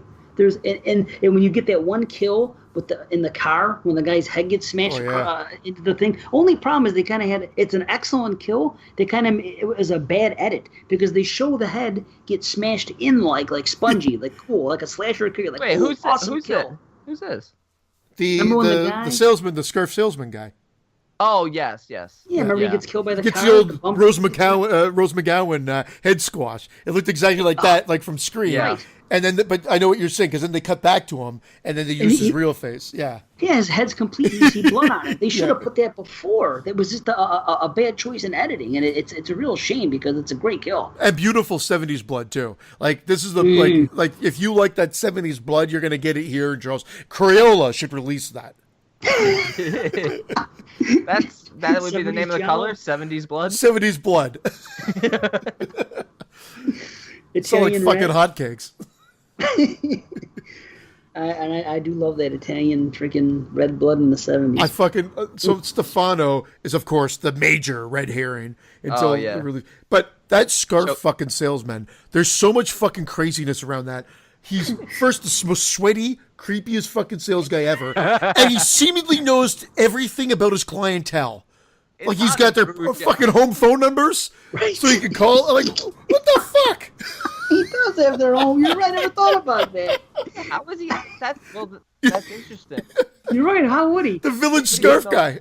Call the killer and be like, "Hey, the scarf I sold you. How much are you gonna pay me?" I never thought about that. Yeah. You're absolutely right. I was like, this guy really knows his clientele. Did I sell you the red on black or the black on red? Stefano was also strangling hookers. The hell was that? That was just to freak him out. What do you mean? She was a hooker. Hold on. I jumped the gun. They called. Remember when they were messing around with Carol and the thing, the scene we were just talking about, the party? She leaves. Yeah. Remember? And the one guy says to the other, who cares about that hooker or something? I'm like, no, she's not a putana. She's just a hot chick, man. Not a putana. Yeah. I love it. We have to work in Italian because it's a Giallo episode. She's not a putana. Affanculo. Where this film misses a huge opportunity, and it could have taken a piece from your favorite scenes in Bay of Blood, is when Danny, Ursula, and Katia are killed, and it's completely off screen. Yeah, well, you get the Stefano reveal, and then some screams. And he's dead. Yeah, the screams that Jane sleeps through. It must have been those pain meds, right? Yeah, well, they gave her booze and that crazy pain medicine. That's it. But I think that gets the better reveal later on. So she wakes up, and you're like, "Oh, what the fuck happened?" Yeah, but you could still see great kills without seeing the killer. Yeah, I hear you, but because we had already gotten a good lead up to that point, I actually didn't write a note saying they missed an opportunity. But I totally can understand what you said. Yeah, I thought that hurt especially because Danny, between her and Jane, it was hard to tell who the final girl was going to be. I actually thought it was going to be Danny. I did too. Because they set her up because of the history. And it's the uncle's villa, and they use the uncle as a major red herring because they show that separate house. Yeah. She even says, "You sound like you're next door." Yeah. Yeah, and then they show the little house next door. I'm like, "Oh, he's right there." Oh, you're in Paris? No, you sound like you're next door. I thought that the great little touches like that. It was great. The doctor, I don't even think you ever learned his name. They just call him the doctor, and everybody in fucking town knows who he is too. Like the guy goes, I love that. Like in the repair, goes to get his car repaired. Oh, the doctor! It's the doctor's car. Like, The doctor. It's a small town. They only have one doctor. do you think they took a page out of Happy Birthday to Me with the scars, or Happy Birthday to Me took a page out, or do you think that's just coincidence? Because they had the top 10 all had the scars and whatnot. Yeah, the top 6, but wherever the hell they were called. The top 10. Did you say the top 10? Yeah. I call it the top 8 6. out of 5 had The scars. top 6. 8 out of 5 had scars. The old top 6. I don't know why I thought 6. You know why? Because of the cover. 6 of the most bizarre murders you'll ever see. There you go. That's why it I'll was give one of that those to you. things. I'll get the top 6. You got to give me a pass for that. I was thinking about the I have a photogenic or whatever it's called memory. You know. Oh, I don't know. Listen, how come the girl left the key in the door that way? You want to talk about when the key gets poked out? Why would someone even set themselves up that way and leave that key in the door? Wouldn't that do harm? And then why did she hide the food? She hid everything to make it look like no one was in the room. Yeah. Just the food? I mean, yeah, but... Everything in that room, because She nobody wrapped was up the occupying mattress. that room. She was making it look like there were only the 3 girls in the house. Because if it wasn't for the grocery boy... Oh, because she had her mouth, own room. Because she had her own room. Yeah, they wouldn't have So known she- that. She wouldn't have But- known that there was a 4th girl. Or the killer. Yeah, but who's to say that those girls weren't in there? Did the killer kill everybody in their bedroom? How did he know whose bedroom killed was everyone whose? downstairs. Well, that's what I'm saying. So what food being in the room, what difference would that make? And then, You know? yeah, and then he saw the shoes. Okay, on the step. maybe I missed something obvious, but I thought that the hiding of the food was just I was like, I hear what you're really saying. necessary, Really, you at know? the end of the day, yeah, I guess that's more for us and our benefit. She's like, oh my god, the killer's coming up. I got to make it look like I'm not here. I'm thought it not was here. But funny. you're right. If you read beyond it, you're like, why the fuck is she doing that? Because he doesn't Yeah. know who's there. It was funny. It was weird. That was weird. The final chase, I'll say that they have a final girl situation here, which it's it's a huge slasher thing, but it's a strange type of chase, right? I mean, Well, it 'cause goes she's limping. on because of what? Because she's got the sprained foot, but the lead up, the way they do the shots of him coming up the stairs to the room and everything like that that is really suspenseful, really well awesome. shot, beautifully done, and then hesitation of him stepping on the shoes and then just Doesn't sort of he throwing leave, them though? away. Well, he leaves because he's He thinks sawing he them killed up. them all.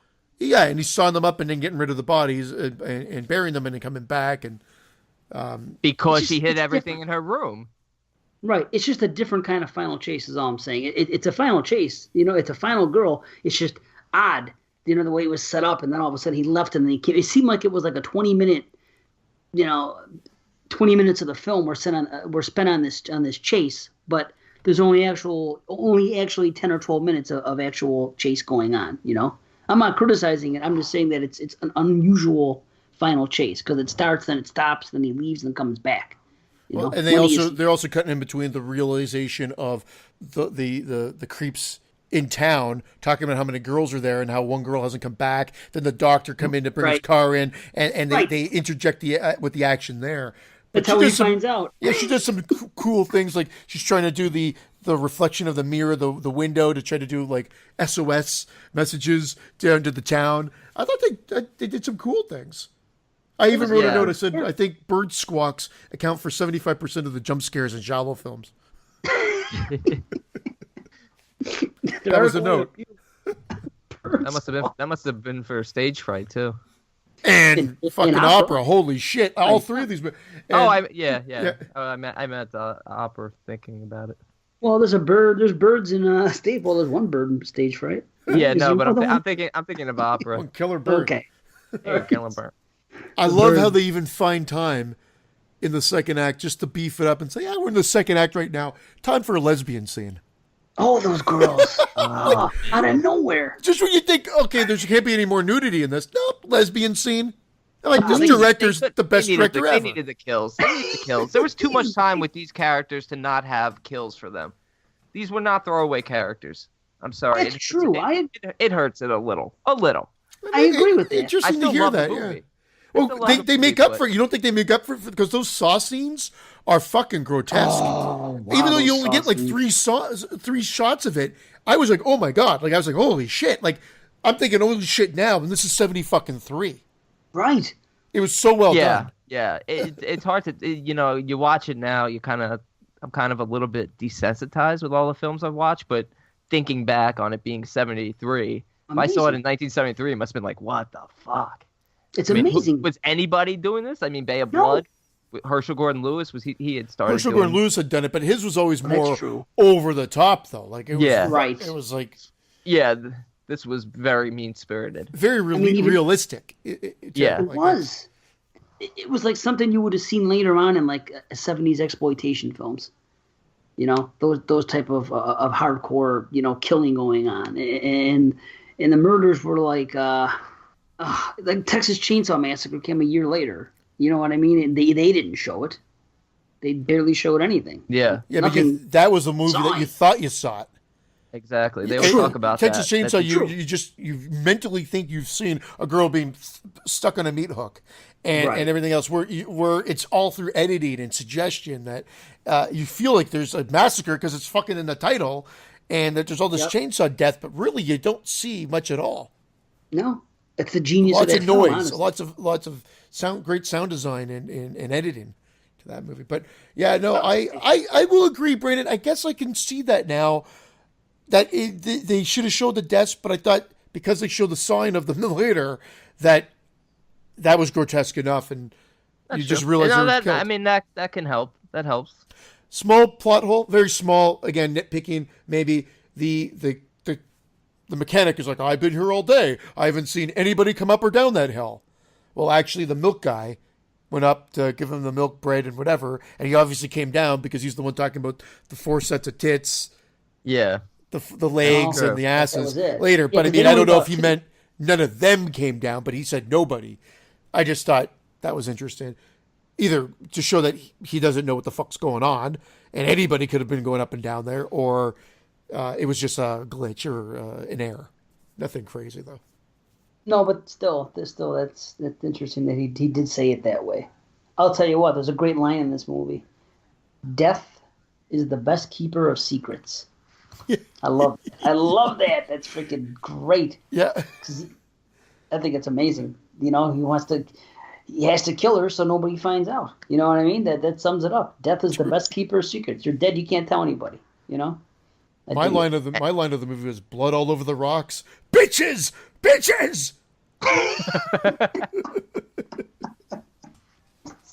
Yeah, and it's really unfortunate because the killing would have been done very early if he hadn't driven by and she saw him in the town square.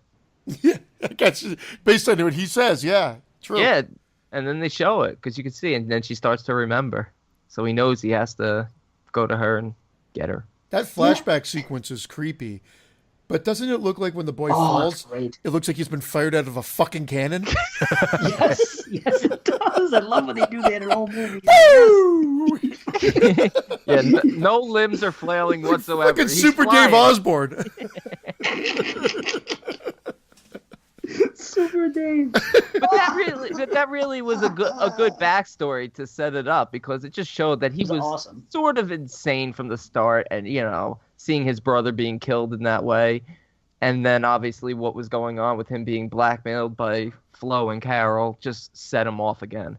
It was great. The whole thing with the eyes, and we actually get a kill with the eyes coming out and stuff. Oh man! And the kills, some of them were very artsy. Some of them were done beautifully. It was showing the blood trickling down. Like what's her name? Carol.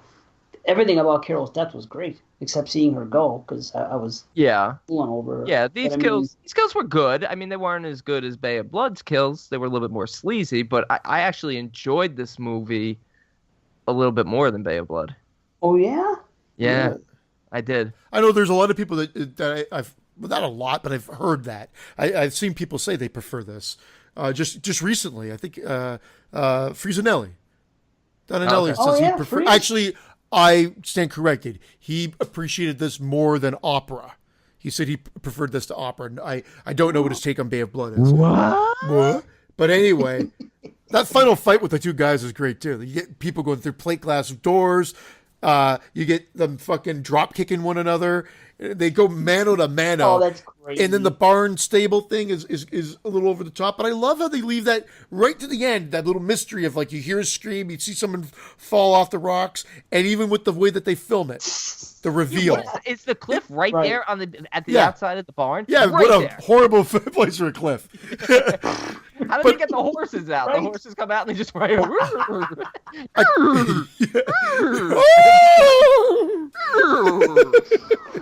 We should really have relocated this barn. They do what I call the cloak and dagger reveal. Remember that movie Cloak and Dagger? Yeah, it wasn't a horror film. It was they did it in Bay of Blood. Yeah. With Ventura and Albert. Yeah. Yeah, they do. And now they did it, and they did it again here. They do it here where they show what you obviously is like the killer coming in, but then as she sort of adjusts and he comes closer to the camera, you realize it's the hero. And I thought they did it well. Right. Oh yeah, well this one, that's right. They do show him as the killer first. Yeah, that's what I mean. Like they actually, not just the who is it, but then they actually go one step further. That fight though, that kind of knocks it down for me a little bit at the end when they're doing that thing and they're fist fighting and they're doing those 70 punch noises. Those. Well, looks like it's fucking Enter the Dragon at that point. Yeah. Well, Kareem Abdul-Jabbar came out and kicked both their asses. And the cliff, which was funny. I mean, but those things kind of knock it down a little bit for me. It's so entertaining, though. They're funny, but it just, I don't know. It's hard to explain. You had seen it before, so you knew who the killer was. So maybe it loses a little bit upon repeat viewings. But watching it for the first time, I was just like, I had no idea who the killer was. I really didn't. Neither did I. I loved it, and I watched it again, and I loved it the second time. Okay, I'm glad you say that because I want to watch it again. And the fact that the killer was who it was made me like kind of upset because I was actually rooting for that one guy. I kind of was cheering for him and Jane to end up together. I was like, oh, what a nice couple. Oh, Professor Franz. They had such nice looks. What about that one scene when the girls are sitting there and everyone's oogling over them? Isn't that weird? They're the town. It was a weird. That was just the director. Again, it was showing guys being pigs because they're all just going, "Ooh, I could see the Nile from here." They were like cavemen, though. They're like, "Ooh, ooh." Yeah, they were. That was when they were going up to they're getting the lift up to the country house, right? It was just There was just the really gross Italian men. I mean, and I'm not being like watch the movie. You'll see they're just oodling over them, and you're right. Well, I guess because they. But they when never you say saw gross a woman in Italian, before. that's kind of redundant. Cheesy now. Oh, there's two of us. You say cheesy now? Yeah, cheesy. Take it cheesy. Take it cheesy. Mozzarella. You know. It's weird, but that's just again. It's like all through this whole movie, men oodle at women. It's really. They're egging it on though. They're sitting there on their motorcycle with their leg up and doing these poses and stuff. It's just weird. They know what they're doing. I know it's just weird that there's that many men in town and women staring at them as if they've never seen a woman before. I don't think that grocer guy was supposed to bring groceries to them every single day, but she said you bring milk and bread every day, and of course there he was every morning. You guys did not fucking laugh. He was like milk, bread, eggs. It was ridiculous. I lost my fucking mind. And why did Stefano go? I know Stefano. That was the whole creep factor. Like Stefano followed the girl took the same major, went to some summer school, so he came to look at them at the country house, and then obviously got. He's obsessed with Danny, and even says to her at one point, "We need to talk about." Remember what you said to me when we were kids? Like, I want to know what she said to him. Oh yeah. They never kind of get back to it, but that's okay. As soon as you got hair in your dick, I'll blow it. She said. There you go. How about the guy who took a header into the mud? The motorcycle guy. That was ridiculous. We never talked about that, but that was funny. That was ridiculous. Well, that was the most misogynist part on top of all these other misogynist parts that we're talking about because they're so pissed off that girl left them and not fucked them. And so they came out looking for her to what? Kill her? Beat her up? Yeah, she said, I'm going to kill that. I'm going to kill that bitch. Well, she did put a cigarette out on his stomach. That fucking must hurt. Yeah, it hurts. Yeah. It's a turn on for some. Yeah, that too. Usually you pay extra for that. Yeah. And what about that song they kept playing it over and over again You know, that do do do do, that sexy triangle song. They kept doing it over and over, and then they were playing it on different instruments at one time. It's just weird. I'm not knocking the film. I'm just saying that there's a few things about this film that I like. If someone says this is a 10 out of 10 or something, I just kind of look at them funny. I'd be like, well, there's some weird things in this film. The music fits in with the sleaze. It fits in. It's just over and over again the same song. I don't know. To me, what I wrote for my cons was that, the kills, some were good, but overall I put the kills as average. All the male characters are horrible, but I guess that's the point in this movie. And again, it's not a long film, but I talked about it with Bay of Blood. I put maybe a little trimming of the film, tighten up a few scenes, which I even noted here, hard to do because of the voyeuristic aspect of trying to put you in the killer's and other characters' point of view. So when they do those shots, it's hard for them to kind of tighten them up because they're there for, that voyeuristic sense. Yeah, I didn't have a problem with the pacing of this at all. No, it's not poorly paced at all. Gotta call you the editor from now on. Shit. Oh, wait, what did you give it then, Dave? If you're so, it sounds like you're not as high as Brandon or I. Well, I'll tell you what. I actually, again, I went up half a point during the review. I had a 7 written down. I'll give it a 7.5. Wow, you're way lower these than I expected. Yeah, I'm going to go next. I actually like this one a little bit more, Bay of Blood. I came up really high on Bay of Blood because I was enjoying our conversation of it. That was actually my lowest of all the ones we had watched. Wow. But I brought it up. That, for me, always just seems to drag a little bit. But this one, I absolutely loved it. I give it a 9 out of 10. I give it the same score, but I enjoy it maybe slightly more than Bay. And I'm right there with you, Brandon. 9 out of 10, man. I love this movie. I really enjoyed it, and I'm just like I'm so happy to have found these little nuggets. Nuggets are like the word of the night now. Were those turd nuggets from the guy who was taking a shit from the beginning? The turd nuggets that we didn't see. Yeah. You're gonna watch that right after we finish this now, and then you're gonna and it's gonna go up to a 9.5. You're like, oh my god, this guy taking a shit is hilarious. No, but these I'm just happy, and that's what I'm saying. Like there are Gallos that I've not seen, Giallos that I've not seen, Galileos. Galileos. I'm going crazy. There's Giallos I have not seen that I can't wait to fucking check out now, and this has made me very excited. So that's why we do these shows, and now I get to check out some other movies that I may have overlooked before. Yeah, I love Giallo films. The ones I've seen, I've rarely seen one that I've didn't like. Honestly, I can't really think of one that I saw. It was like, oh, that's terrible. They're always so stylish and beautiful.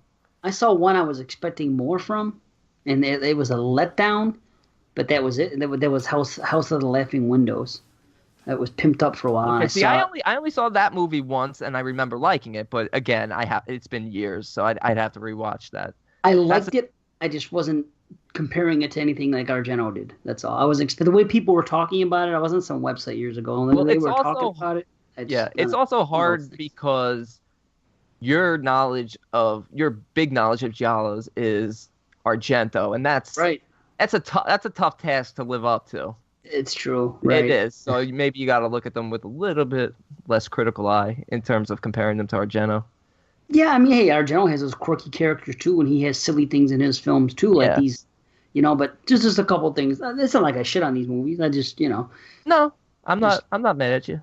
I'm I'm just maybe not as high as you two at the moment, but we'll see what happens with the next two movies. Yeah. Maybe I'll Exactamundo. Exactamundo. Brandon loves it. Never again. Oh God, I thought the show was going well. Yeah. Well, so far, halfway through the show, we've had an exactamundo. There's a certain phrase that's been muttered every show, one way or the other, for quite a while now, and I haven't heard it yet, so I'm happy. So, stay tuned. We'll see if it's said. If it's not said, I'm not going to say it. I'll say it on show 41. I'll say, well, last show it wasn't said. Hello.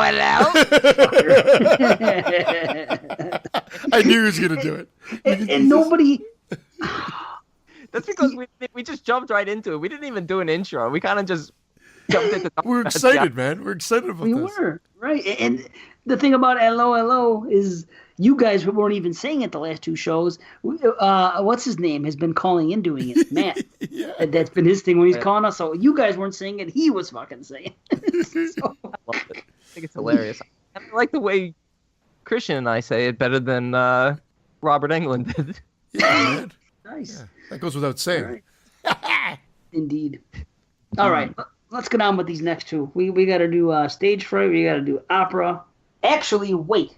Before we get into the next two, at the top of the show, we just kind of fell off the rails and we're having fun and everything else. I neglected to mention a couple things, a little bit of house cleaning here. Brandon's First gone. of all, yeah, that's it. Two reviews in. Yeah. Well, we're changing the format. Yeah. Mid-show. It's going to be a hit show from this moment forward. Yeah, I know. We didn't take first place last month. You're right. Yeah. See? It took my ego. It couldn't take it. I know. It was rough. But 22 shots. They deserved it. So. It was a stellar show. The top 100, that is. The top 100. Right. That should have taken first place. But the other one did because of the Blitz, which is okay. Yeah. The Blitz is a good thing. But, yeah, that was a good show, too. The Blitz? What is that? Is The that like Blitz? the Blitz? A potato blintz? I don't know what that is. You Are with we the having potatoes Blintz? this episode. Did I Right? bring up potatoes? I can't remember. It feels like we've been recording for 3 days. Yeah, I don't know why that is.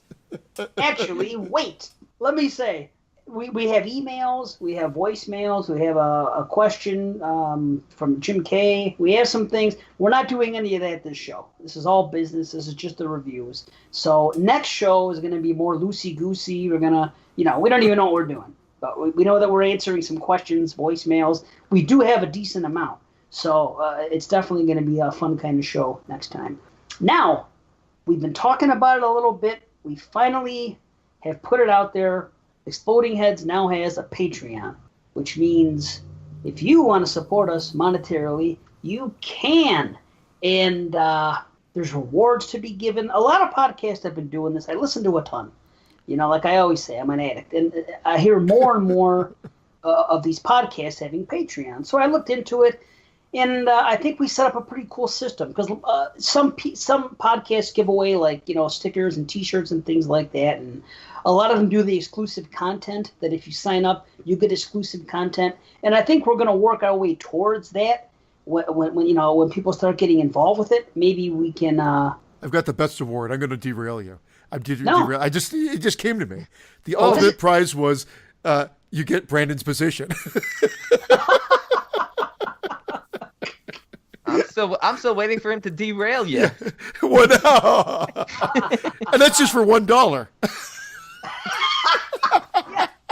For as little as We're $1. practically giving it away. Well, you'll get a lot of love from us. Because Yeah. there's no dollar. It starts at 3. We did everything in 3s. There's 3 hosts. It's all in 3s. There's 4 or 5 different tiers of it. And we put something on the Facebook on the group page, and we had some people in already. Yeah, man. So, which is great. Yeah. We have the very first one was our homie Joey Infante. So, which Christian, you just worked with him a couple nights ago. Yeah. So Great yeah. show. Yeah, that was Yeah. a great show. Just word of reminder, when you go live on YouTube, please remember to wear pants next time. How can were you see it showing- with my arms flopping away? I talked more with my hands and my eyes. My eyes were going all over the place. If you thought I was I wasn't on drugs, anyway. You look like a ghouly Muppet. Oh, and by the way, Joey meant to send the package to you, but he sent it to me. He sent you a brand new stocking filter. Nice. Great. Well, that's what it will pay for, honestly, the Patreon. Things And like that. some anal Earl. He's See, still, cracking wise. He's still cracking wise. We're trying to get money and be humble about it and thank Joey. Thank you, Joey. For Joey. Joey invited me to be on that show. You stole my spot. And the viewers thank me. But the ratings don't. Thank So you, yeah. So Patreon, yeah. Thank you, Joe. Thank you, Joey. Of course, and our homie Trin T, he got on there. So thanks, thank Trin. you. That's awesome. Thank you. Yes. 3 thank and yous. Now, 3 thank yous. And now check it out. Kill the Cast. They're on the second tier. They put in a $6. So that means they get to pick one of our Triple R movies. So they can say any movie they want to force us to watch, they can do it. So I don't know if it's Jerry and Kenny and Jay or just Jerry or whatever it is. Thank you, Kill the Cast. And anytime you want to let us know whatever you want us to watch, we're going to watch it because that's what we're doing here. That was so Jerry or was that donated on behalf of Kill the Cast? Yes, it was. Okay. Well, that guarantees then, I guess, 1 minute per host of Kill the Cast, Brandon's balls in their mouth. Well, he's already playing grab ass with Jerry. That's what I'm saying. Jerry's my boy. Why not ball gargling? Ball-chinian. Ball-chinian. This Patreon thing is really paying off. Yeah, here we go. Maybe, But, we're doing something different where it's not all about merchandise, at least at this point, because we haven't spent any money on merchandise yet. You got to start somewhere. One of them does involve a T-shirt because we have the T-shirt on Horrorphilia on the one thing that Jason's promoted for all the podcasts in the network. But we're putting a lot of things in the hands of the listeners. There's different tiers, and you could either pick a full review, one of the Triple R's. You could even come on the show if you want for a segment, or you can come on the entire show if you're like on the Granddaddy Or you one. can come on Christian's face. $0 donation. I can't believe he didn't beat me to it. I'm still laughing at my own ball gargling joke. That's what we do, laugh at our own jokes. Right. Poor Dave's never going to get this out. He just, I want to make this quick. I just want to talk about it for a second. And there's cum and balls all over the place. That's okay. What else is new? Right. That's okay, though. It's not an easy thing to bring up, because you don't want to, it's a touchy thing to some people. Some people say maybe we shouldn't do it. We've talked about it with some of our friends. But I think others are going to be on their, following suit. But Can I ask a question for real? Are they locked into those specific prices you said, or can they give like $1 if they wanted? It starts at 3. 3 is the smallest. Oh, so they have to go in the increments that are set. Yes. Oh, okay. I didn't know if they could just be like, well, I don't care about whatever the prize is. I just want to give $1 or $2 or. I did it 3 because 3 hosts. I did it all in increments. No, I know I did. No, I think it's a great way of doing it. And there's no obligation. We're just saying that's where. Yeah, none at all. Thank you for those who have contributed so far. Seriously. Yeah, it's awesome. It will always be a free show, but this helps us out. We watch a lot of movies. We rent a lot. We buy a lot. This guy here needs a new sock filter. We want to get designer stock. movie going. Stocking filter. That's what Joey called it. Yes. Stocking filter? That's it. It was the funniest. That was the joke. That's right. I got it. Yeah. Awesome. So, there's tons of stuff. We appreciate it all. We I think we have a long shows. We put a lot into it, and anything we get, we're thrilled for. It's awesome. But I did it all in increments of 3. We did it in 3, 6, 12, 24, 36, and 48. Ooh. Boom. So, the 48 gets to hear Brandon's solo cast unedited.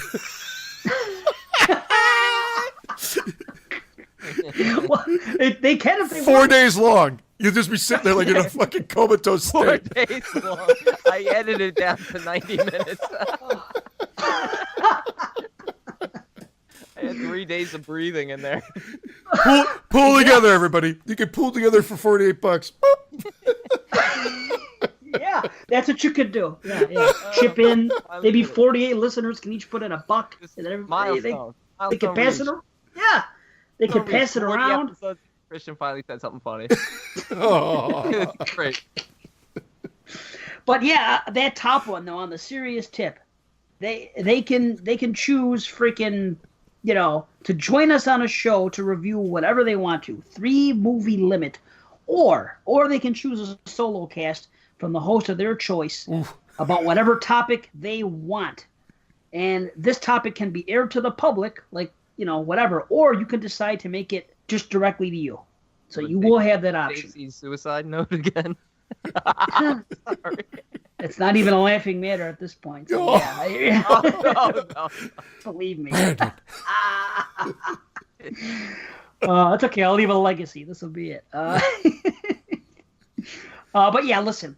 Just go on www.patreon.com/explodingheads, and you'll find the different things there. But it's all show oriented, where you can pick things for us to do, or you can come on the show, or you'll always get a shout out. There's lots of stuff. As soon as I learn a little bit more about it, we're gonna have there's gonna be Patreon only content on the page. So we're gonna post videos, we're gonna post written reviews, and we're gonna put them on the page that even if you're just donating $3, you can get. It's part of the page, and it's only unlocked when you're a member. So it's just extra stuff, because it's like I was saying, I've watched 20, 30 movies since the last recording. I'm not going to be able to talk about any of them on the show. So because I watched so many, why not do a quick video? And I'm not on YouTube yet that way, but why not do a quick video or a written review while it's fresh in your head, and do something and put it on the Patreon, and then people have access to more. So why the hell not? I like Anyway. It. Could I do a shout out? Please do. Oh, wait, I'm sorry, just one thing, Christian. I just want to say that everybody who gives on the Patreon will automatically be entered into every giveaway I do. Awesome. Nice. Yeah. And the iTunes giveaways. So we do the iTunes giveaways? It'll be the same with Patreon. If we get 10 people involved in the Patreon, we'll do a drawing for that. Yeah. You know what I mean? So we're trying to make it as cool as possible to give as many incentives as we can give. And, of course, we're open to suggestions. So everybody go on there and check it out. Get back. Things can be changed after we reach our first goal. That you put a goal there. And once that goal is reached, and it's nothing crazy, it could be. And I'll tell you what, I looked at Patreon, I looked at other podcasts. There's people that are out there doing it. These guys are already famous. Famous doesn't mean shit to me. They're already rich, and they're putting podcasts out there and putting Patreons, and these guys are making $2,000-$3,000 a month. They don't even have to work. They're already freaking people that are names. I'm like, wow, you know what? Good for them. It's great. But I'll tell you what, free shows like us and guys that put out content and tier 4 podcasts like us, we haven't gotten that tier 3 yet, hey. No. There is no tier 3. That's right. There is no tier 3. That's right.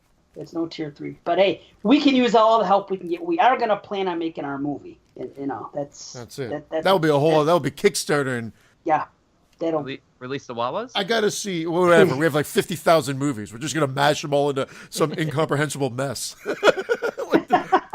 Just a mashup of everything. I'm down. Oh, I'm sorry, I interrupted you. No, it's okay. No, I gotta do this shout out. I want to do 2 shout outs because this reminded me, and I think I talked about it, and then I think Vince and I were chatting about it, and I never mentioned it on TJF 13, so I'm going to mention it here. Dave Radone sent me a Christmas card back in the day, thanking, saying TJF was great and whatever like that. He put this sort of Jason-esque little sticker thing in it, and sent it my way, and I was like, this is fucking great, man. I thought that was really cool, and I just wanted to say thank you because I told him thank you personally, but I thought I gotta do a shout out. I wasn't he'd said he'd like to send something out, but I was not expecting anything, and it was just a little cool thing. And then Paul Stevenson, who's on our page, and everybody's probably familiar with the photography he does, and if he doesn't, that's what I'm going to promote now. He has his own little photography group on Facebook, and it's at PTS Toy Photography, all one word. You could check out his images there. But he sent me one of Jason, because he knows I'm a Jason fanatic as well. Awesome. And it was a thing, and I'm going to read. I don't know if you wanted me to read this, but I'm going to read it anyway because it's tongue-in-cheek, and I think you guys would get the joke too. Hey, he signed it, so I got his autograph with a little heart beside it, and a print one of one. It says, to Christian, thanks for the hours and hours of entertainment. Don't be sorry either. You're better than the other guys on the show. Yeah. Wait till I see him. And obviously it's a joke and whatnot. And he said he had something he wanted to reach out to you too, Dave. So Well, he's my homie. He lives in. I know. Buffalo. Oh, I know. Yeah. And I didn't even tell him yet that I received this. I just got it today. My wife dropped it off when she came home from work and put the mail down. So I haven't even reached out. I'll probably do it either right after the show or tomorrow morning and just say, hey, got it. Thanks. It's awesome. It's a really cool print. Even my wife was like, that's awesome. He does really cool things. I want to go on a shoot one of these days. A shoot like it's a freaking movie. But that is what it is. A nude shoot. You could be one of his toys. Yeah. Ooh. You look like Ken down there. Anyway, thank you, Paul Stevenson. Much appreciated. I love what you're doing. The photographies are great. I thought it was a great idea. I told you that. And keep doing it, man. And thank you for the print. It's awesome. Right on. Well said. Yeah, that's really cool. So yeah, let me say it one more time. www.patreon.com/explodingheads. Get on there, check it out. You know, there's lots of stuff you can do. We'll talk about it every show if there's anything going on there. You'll always get a shout out. You'll get a lot of love from us for life, and we'll appreciate anything anyone can do. That's about that. Sure as hell took a long time to talk about that, but it's okay. What else is new? The show is going to be 4 hours. Christian was rambling on. Hey, that's what I do. Ramble on. Okay. There's my song. Somebody sent them a male stripper named Jason. I don't know what was going on in that story. I got your song, by the way, because you know how I am. Something went into my head. Literally 30 seconds later, I hit lyrics and everything. Great. Boom, Semen. Bam. So next show, I'm going to sing it to you. What happened to Nipples in the Sky with Diamonds? That's not Christian, though. I mean, it's got to be directly about him. Yeah. Right? We got to get to opera. We'll save that for 41. Opera. We got to get the stage fright. Oh, stage fright. God. Hey. Hey, whoa, hey. Yeah. Samantha. We got to get, and then I got to. That's my Tony Danza. Let's get to stage fright. Let's get to it. Brandon, are you ready? I am ready. Stage Fright. 1987, directed by Michel Soavi. A group of stage actors lock themselves in the theater for a rehearsal of their upcoming musical production, unaware that an escaped psychopath has sneaked into the theater with them. And that's off the bait, and that's kind of a little... They don't actually... Whatever. And the singular version of his name is Suavo. You know what the crazy thing is? Like, always in form. I only know from watching opera now that his name is pronounced Soavi. Right. Because I've heard... not to call out moods or anything, but he calls them Michel Sauvier. I've heard him Soavi, Souvier. I've heard all these crazy pronunciations. Suvio, Vesuvio. Suvio. Phil Collins calls him that. Yeah, Phil Collins calls him Michel Suvio. Why does he say that? Is he stuttering in that song? Is that what that whole thing is about? Is the guy's name really Studio or the girl? I just love where these fucking conversations go sometimes. Well, I've always wondered that. Organically. Studio, right? I mean, whoa. Okay, anyway. I'm going to start going into American Psycho. But, no. Okay. I'm not going to insult the listener's intelligence, and I really can't wait to hear what you guys say. How about all the titles, all the alternate titles for this one? Oh, Aquarius? Aquarius, Stage Fright Aquarius, Soundstage Massacre, Bloody Bird, Deliria.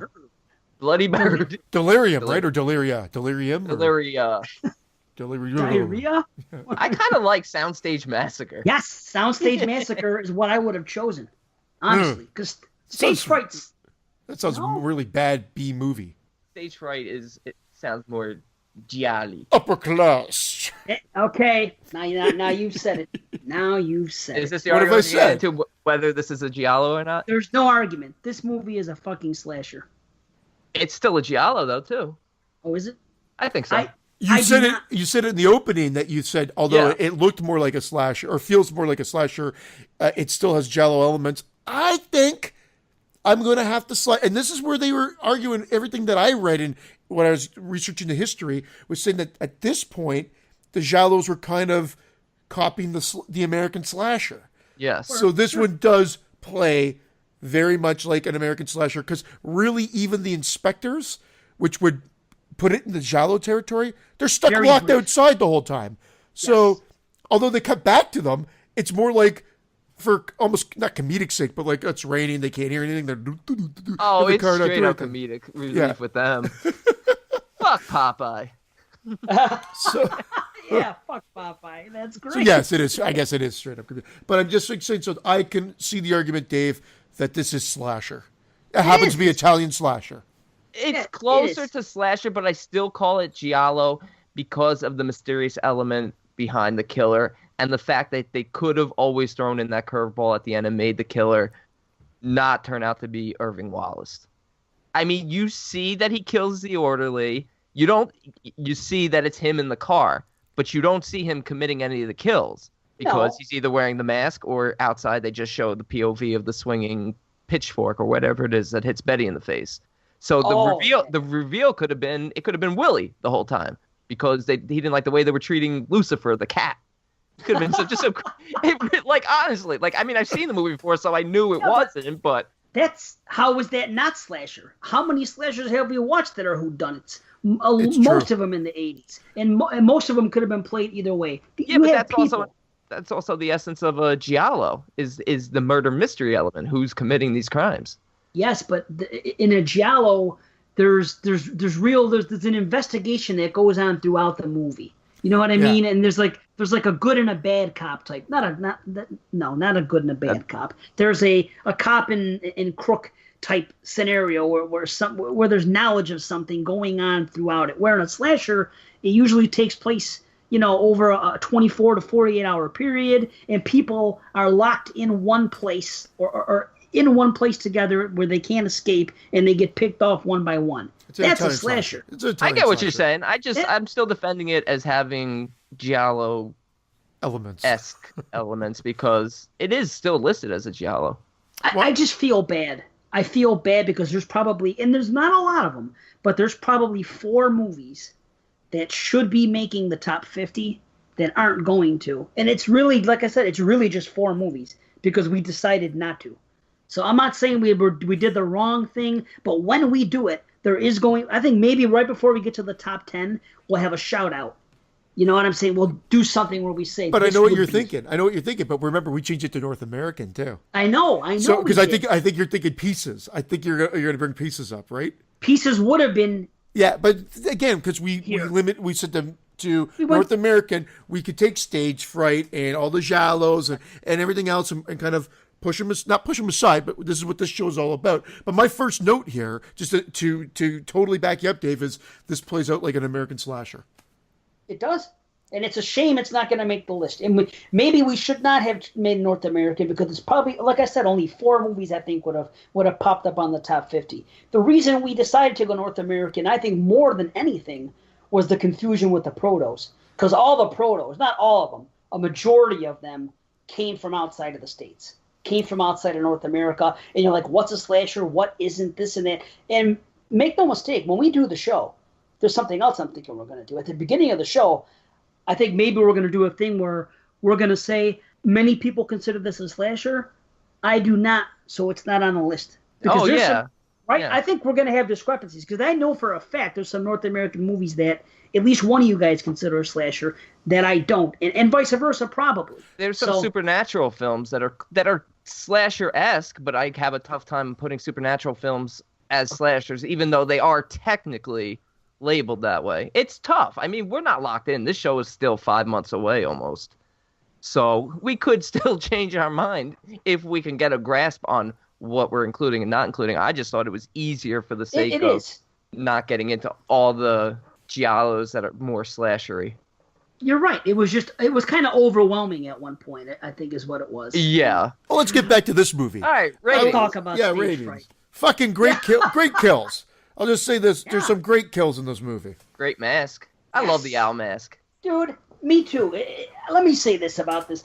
1980s, something beautiful about slashers in this time period for horror in general is that any mask can be taken seriously. Even if it's... Nowadays, if somebody made a movie with an owl mask, I guarantee it would be a horror comedy. Yeah, a parody or something. Yeah, exactly. Yeah, it would be like Kingpin with the guy wearing the bag on his head. You know what I mean? The bowling bag, which is ridiculous. That wouldn't have worked in a straight-up slasher in this day and age. It just wouldn't work. But in this day and age, in 1987... You mean gutter balls? Gutter balls. You said What do I call kingpin? it? Imagine that. Kingpin. Yeah, Mickey Knox is Bill actually. Murray was running around slashing people up. Woody Harrelson. Kingpin. He's fucking. Speaking of Mickey Knox, he's in this movie. There's an actor named Mickey Knox in this movie, and I noticed it in the opening credits. And Natural Born Killers is my favorite movie, so it took me right to that. So somehow Mickey Knox just came into the picture. But anyway, I'm sorry. I meant to say Gutter balls. gutter balls In Brendan's mouth. But anyway, all my point is that back in those days, slashery type things, they were taken seriously. You could put any kind of mask. Think about some of the masks we saw back then. I mean, nowadays this shit wouldn't fly, and it's too bad. But whatever, it is. Well, it is an owl. The bear with the bear. What about the bear? Girls' Night Out with the bear. Yes. Oh yeah, Girls Night Out with the bear. Yeah, so many. That was a very serious film too. I'm just saying. Oh, yeah. This film is serious, and the guy had an owl mask on. I mean, it's serious. You know, I don't know. It is serious because the setup of the movie is that they're doing this sort of pretentious, highbrow, artsy play. It's so ridiculous to play, but it's so enjoyable to watch at the same time. The night owl. The Night Owl, Yeah. where the killer gets raped by his own victims. That beginning is ridiculous. It is. Well, I mean, it's just a setup. I think. I'm jumping right to the kills. I'm sorry, but that Do it. first kill when the director's like killer, and That's the second kill. oh, sorry, the second kill, and then he kind of looks on like, huh, oh, okay, and then But then Yeah. what with the knife? yeah, and then he starts stabbing her, and that is the most disturbing part of the movie, I think, because they're all just watching on, and then they kind of come to the realization as it's happening, oh shit, this is real. And it's just brutal.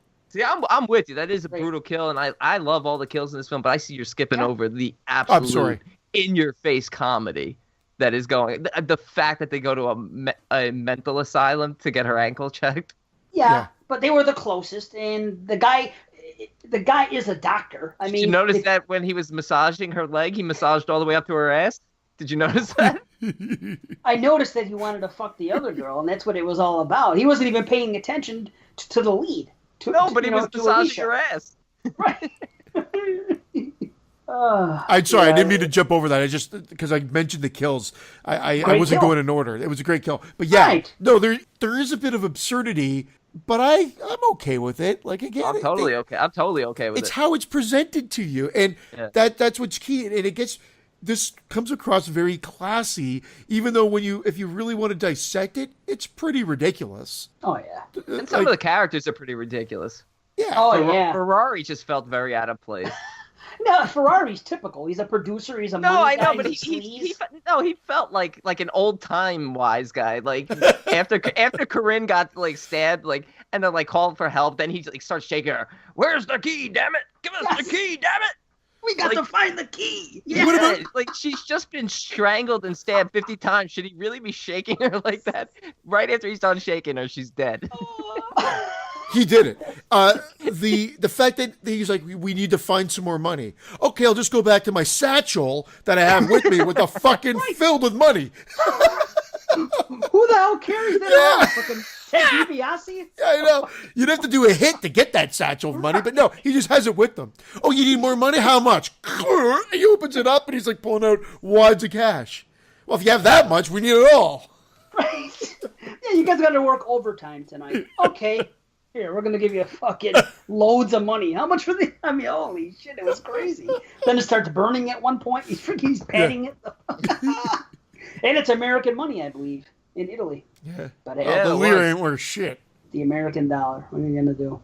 How hot was freaking Laurel? Oh, man. I adore that girl. Laurel's your girl?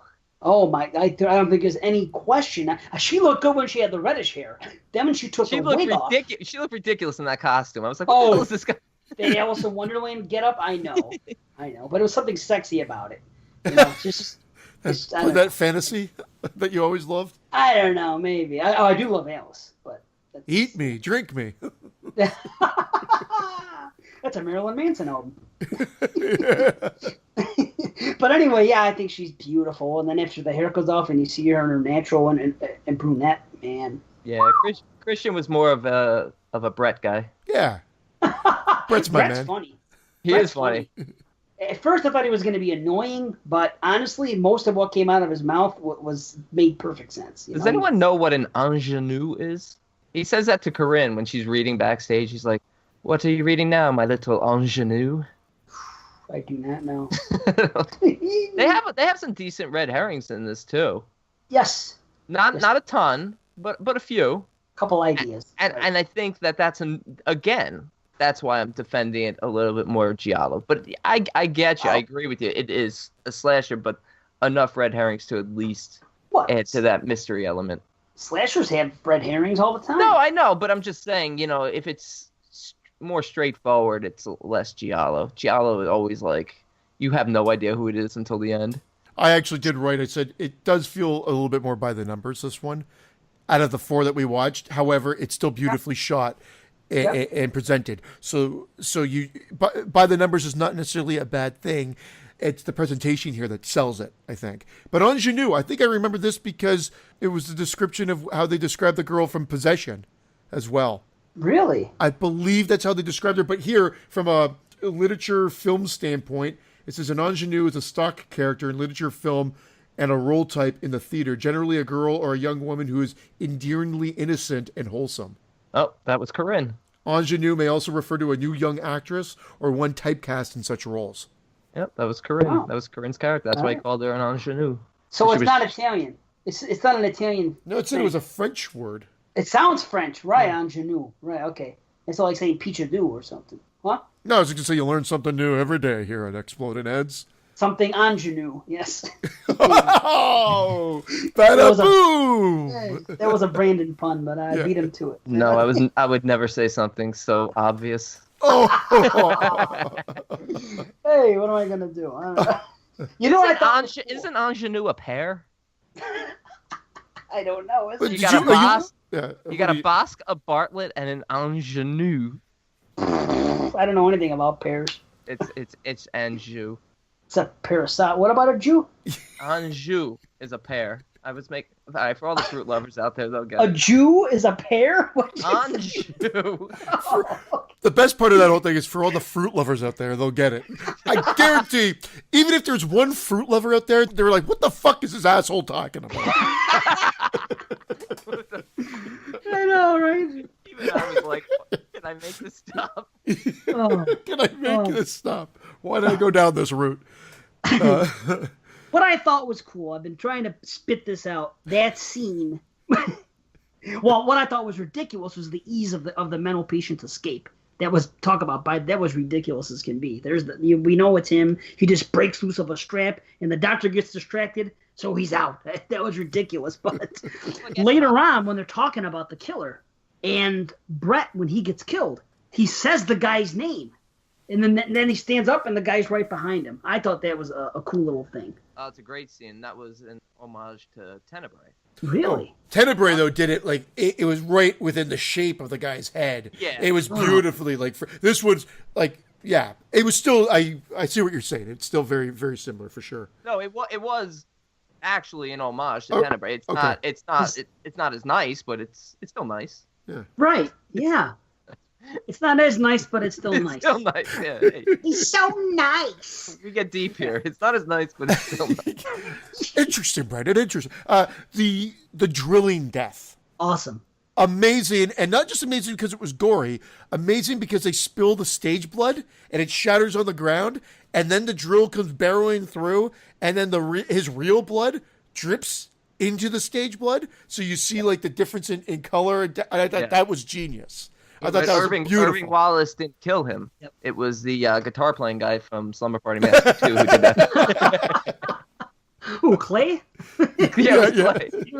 Making a musical and shit. Yeah. I'll tell you what I think the best kill was that girl when she gets when he pulls her up and half of her body's gone. Yeah. Oh. Honestly, that's all I remembered. I had watched this movie again, similar to Bay of Blood. I'd watched this movie a few times, more than 2 times though, way back when, and all I remember was that girl getting pulled up and half of her body's gone. Sorry, I was going to say they should have done a little bit better job with the sound design for that scene, so you could have at least heard the chainsaw. Because that's the whole point, is each sawed her in half, but you couldn't hear a thing. So it looked like they just pulled and just ripped her in half.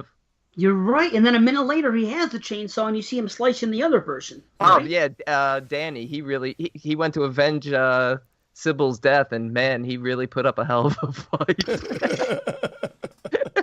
He got sausaged, man. I kind of like those characters. I know I was listening back to 22 Shots review of this, and I know Jeremy absolutely hated Sybil's character. Thought she was just so annoying. She was annoying when she was a little screaming. annoying with the screaming and stuff, but I was kind of rooting for them. I was kind of, even though like I've seen the movie, every time I watch, I kind of cheer for her and Danny because it's going to be the three of them now. She was pregnant. I know, and she got cut in half, so I think half the baby got ripped. Oh, that's gross. Oh, yeah, when you think of that, that's just like the chick from Friday 3. Right. You just have to, just to make it a little bit more gruesome, she's pregnant, you know? Yeah. Yeah. What I liked is the use of the fact that, you know, they know that they've got, they had to get weapons, so they go to the props area to grab stuff after. I thought that was cool. I love the chase. They really use the theater to its absolute full potential, where you know that there's the scaffolding or all the upper deck stuff where they do the lighting great. and everything. The rafters. Yeah, the rafters. Thank you. And that's great. The chasing and the up and down and how they play around with that really makes it more tense and really helps with the second into the third into the final act for sure. Yeah, and the whole switcheroo with Brett. That's a cool scene. That is cool. And speaking of paying homages, that's one thing that the remake did. Something similar. Remember, in the scene in the one we just reviewed, when the girl's on stage with the mask and she's tied up and you don't realize it's her. That was the one thing they lifted from this one. I'm confused because I've asked some people and they say there's actually no relation between the films. Yeah, other than the name, I've never. But there are, like you said, there are some similarities. And believe it or not, I think the next film we're going to cover has a few more similarities to 2014 Stage Fright than this one does. I know, it's weird. It's a combination of the two of them almost, you know. Why are you being so cryptic about the next film? We're not going to let the cat out of the bag. We've already said what we're going to be doing next. Fuck you. Keep tracking wise, you prick. Yeah, prick bastard. Oh, shit. That's great, man. I don't know. There's not so much to dissect with this one. It is more straightforward, but it's goddamn entertaining. And that's what it boils down to. Like, it's got a great pace to it. And the shower sequence is quite suspenseful. I love what she does. That whole sequence there is so beautifully orchestrated. If there's a standout sequence, that would probably be my favorite, other than like the rafter stuff that I was talking about before. But from just one little segment of the movie, that scene where she hides in the other shower stall, and then the killer comes in, and then the other girl's kind of still alive and could see her. Oh my God! She's like holding her skin together. Oh, she has that big axe wound. You can see her like holding up flesh. Oh man, poor Laurel. Yeah. What a great sequence. I think she was going to out her too. I think Laurel was going to out her. Oh, absolutely. She was a bitch. That was no, she wasn't trying to be a bitch, I don't think. Yeah, remember Alicia was like, wait for me, and then she kicked her off the raft. What do you mean? She's like, get off of me. There ain't room for three of us on this. Oh, yeah, there was a couple times she snapped a little. You're right. As it went on, she didn't start that way, but yeah, once the tension started and shit hit the fan, yeah, she was getting a little bitchier and doing some things, yeah. She's just my favorite, so I was kind of. Although I'll tell you what, Alicia's great too. She's adorable, and she's a good final girl. I dig her. And she appeared in our next film. Did she? Yeah, she our had film. She had like a 2-second scene in it. Cryptic next film. How about when he gets stabbed in the eye, and he reacts like it's really his eye? He gets stabbed in the owl's eye. What are the odds that the owl's eye matches up with a human being's eye, especially the size of that fucking face? I think she got him in the eye hole, in the black spot, which was the actual hole. The actual eye. The actual eye. Aye, Captain. Yeah. Okay. I guess maybe. Yeah. How about Peter's decapitation? Good stuff, man. Yeah. His head came off. Oh, I like when he starts orchestrating and directing his own version of the play when the feathers are all blowing around and she's trying to go under the stage to get the key because she knows she can see the key there. Another great. This is what I mean. This movie has great set pieces, great little sequences. Yeah. And then he's taking the head and sort of set dressing his own version of the fucked up play on stage. It's just beautiful. It's insanity. It's beautiful. Sorry, go ahead, Brandon. I was going to say, but it leads to a great final chase. Yeah. Yeah. That's it. And that's why it has all the great ingredients. I'm not as high on it as the first two films we've done, but it's a solid slasher. I'm going to call it a slasher with Giallo tendencies. Yeah. And Soavi had an appearance in it. He was one of the cops. He was the young cop. Was he really? Yeah, he was the one who says, "Don't I look like James Dean?" Yeah, and I'm Marlon Brando. Yeah, that was him. Wow. That was Soavi. Yeah, he's actually a young guy. I think he's only like around 60 now. He's not that old. Well, that would make sense too if he was following. Yeah. What about the ending? What did you guys think? And I don't mean to jump right there, but the ending, the very end. Did you think it was necessary? Like they had the ending of the movie, and then they come back, and I thought it was kind of cool. And she starts counting. Wait a second, there's one, and she's thinking of all. Cool. Very cool, but are the cops really going to be like, "Oh yeah, we didn't have a killer. We forgot we didn't get the killer." Just like our next film. I know. Well, that one's even more bizarre, but we'll get to it. And I'm very forgiving of that. But I'm forgiving of it because I want to be forgiven of it. But we'll get there. But this one was like she counts them all, and then like, wait, where's the killer? Yeah, good odds that Willie just so happened to go get the gun to show her how to load a bullet in the chamber at that exact moment. I wrote it down, guys, but I fucking deleted it by accident. What the hell did he repeat like 4,000 times? Right between the eyes. Yeah. Right between the fucking eyes. Right between the eyes. Just like I said. Just like I said. Right between the eyes. Just like I said. Yeah, just like I said. Yeah, we heard you. 10 times. The editor heard you? Yeah, I know.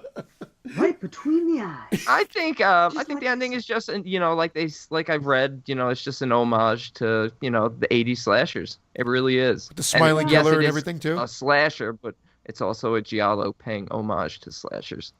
Well, you just want to fit that in to try to prove your point. You prick. Yeah. What about the killer smiling at the end? Like again, that kind of that was weird. It's just like a goof. The wink. Hey, the killer's never really dead in these films. Well, we've seen it all before, but I could have done without it, but it didn't hurt. I didn't watch it and be like, oh, movie ruined. Oh no, it wasn't like no. But what I felt like it was almost like the film had cut. And then they decided to leave like the 2 seconds after. Like, okay, it's a wrap. And then they decided to just leave 2 seconds after it was a wrap of him laying there smiling. Yeah. That's how it felt to me. Or they said, okay, you're dead. Okay, that's a wrap. And he's like, oh, thank God he smiles. And then they're like, oh, we'll keep that in the film. My favorite part of the movie is when the older cop says, my wife makes me eat all this spinach, yet she packed it for him in a takeout container. What does she work at Kentucky Fried Chicken? That's your favorite part of the movie? Like, seriously. I'm talking about the shower sequence. You're talking about a spinach scene. There you go. Hey, fuck Popeye. Patreon, $1. Get involved. But listen, why didn't she shoot the gun? That's the one thing about this movie that bothers me. She was sitting there watching her from auditions with a gun in her hand for like 5 minutes. And that's the only... I think that the last act and the final chase is brilliant in this movie. I love it. It's great. But why was she sitting there just holding the gun and not taking a shot? She wasn't going to hit him from that far away. It's a lot harder to shoot someone. So would you even at least fucking try if it was you? Well, she did try once he had his arms around her throat, and it still didn't work. Well, yeah, but I mean, that's I don't understand that. I don't understand. I agree with what she did. She had the gun, and she was like, I'm going to get the key and get out of here. The cops are right outside. I had no problem with that. Okay. But I get you. I was thinking the same thing at one point. I was like, she could just sneak up behind him and shoot him. Shoot. Right. Come on. What are you doing? I don't know. Right between the eyes. Just like I said. That's what I said. Right between the eyes. Oh, okay. Anyway, this movie's shot well. It's creepy. It has its moments. I do enjoy it. How about the burning? The thing at the end is totally like freaking The Burning. You know, when it gets set on fire. The way he's running around. Yeah, did you see his nose? But didn't I thought of that right away. I'm like, this reminds me of, the scene out of The Burning. But in The Burning, he was doused with gasoline, right? No, he does himself with gasoline because he kicked over the kerosene can that was like, acting as his fucking pillow. That's right. That's right. Okay. In this one, he just sort of goes up. Yeah. What is he made of kindling? It's a movie, Jesus. What is he made of kindling? You guys. Yeah, prick. But yes, it happens. But yeah, no, I'm with you, Dave. It's fun. It's shot well. Good kills. Everything that you need in a slasher. I gave it an 8 out of 10. Me too. 8 out of 10. 8.5 out of 10. All right, 8.5 because it's a Giallo. Yeah, it's slightly Giallo. No, it's a great Giallo slasher. It's listed on every Giallo list. So who am I to officially announce that it's no longer a Giallo? Who am I? We're ballsy enough to say it. Am I Rico Soavi? Oh, man. Oh, shit. Man, oh, Manny. All-time low. All right, guys, get on Patreon. Replace me now. People, the $48 donations are coming in fucking tenfold suddenly. There we go. Okay, all right. What about, what have we been saying this whole review? Our next movie, or what the hell is it, Brandon? Our next movie? Is that what you've been saying? She shows up in the movie that we might be discussing next.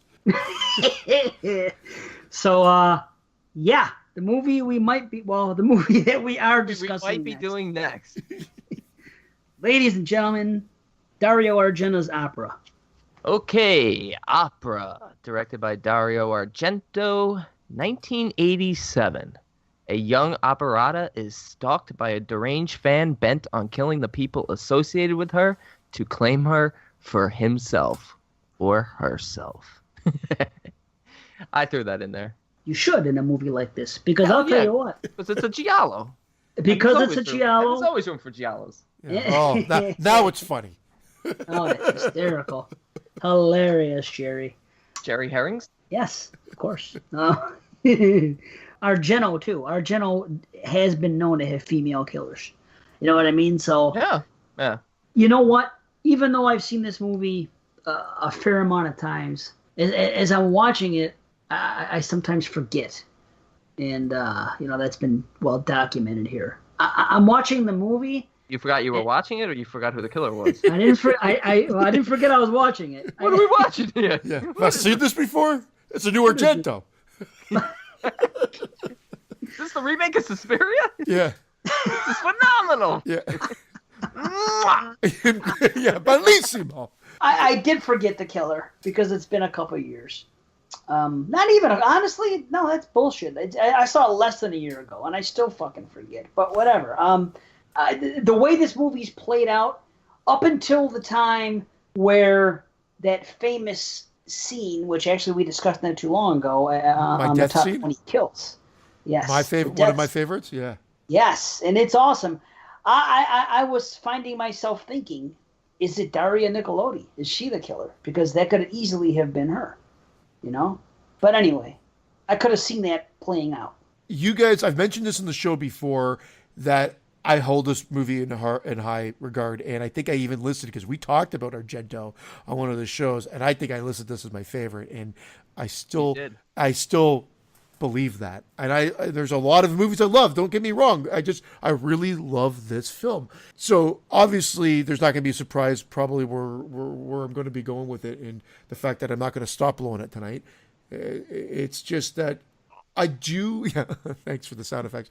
I think it's cool that he, I know he comes back to revisiting this with an actual Phantom of the Opera remake, but this is I think this is a far better film because it's like his take on the Phantom of the Opera story, but done his way. And I think that's what makes this one so cool. Like, it just takes the opera and a killer at the opera and the main girl, like, bringing stage fright back into it, the main girl being kind of taken out of it so that the understudy could shine. And then really the similarities kind of end there. But I mean, I love that. I love that aspect. I love the use of the ravens in this movie. Awesome. It's great. Yeah. I mean, there's so much more, but I didn't want to, I know that we're supposed to all be talking, so for once I'll shut up. No, man. No, roll. It's good. I mean, you love it. That's great to hear. I think it's great, too. There's great shots throughout the film. It's definitely Argento. I mean, to me, This is the fourth movie, and right off, and I watched them in order, for the sake of review.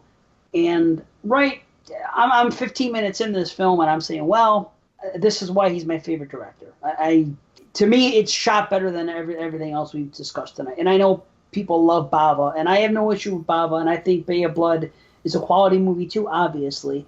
I don't think that it's shot on the level like some of his other stuff is. I think it's a well-shot film, but I think this is just on a different level. It's also a big time period jump forward, but I do agree with that statement that this is the best shot film of them all. Man.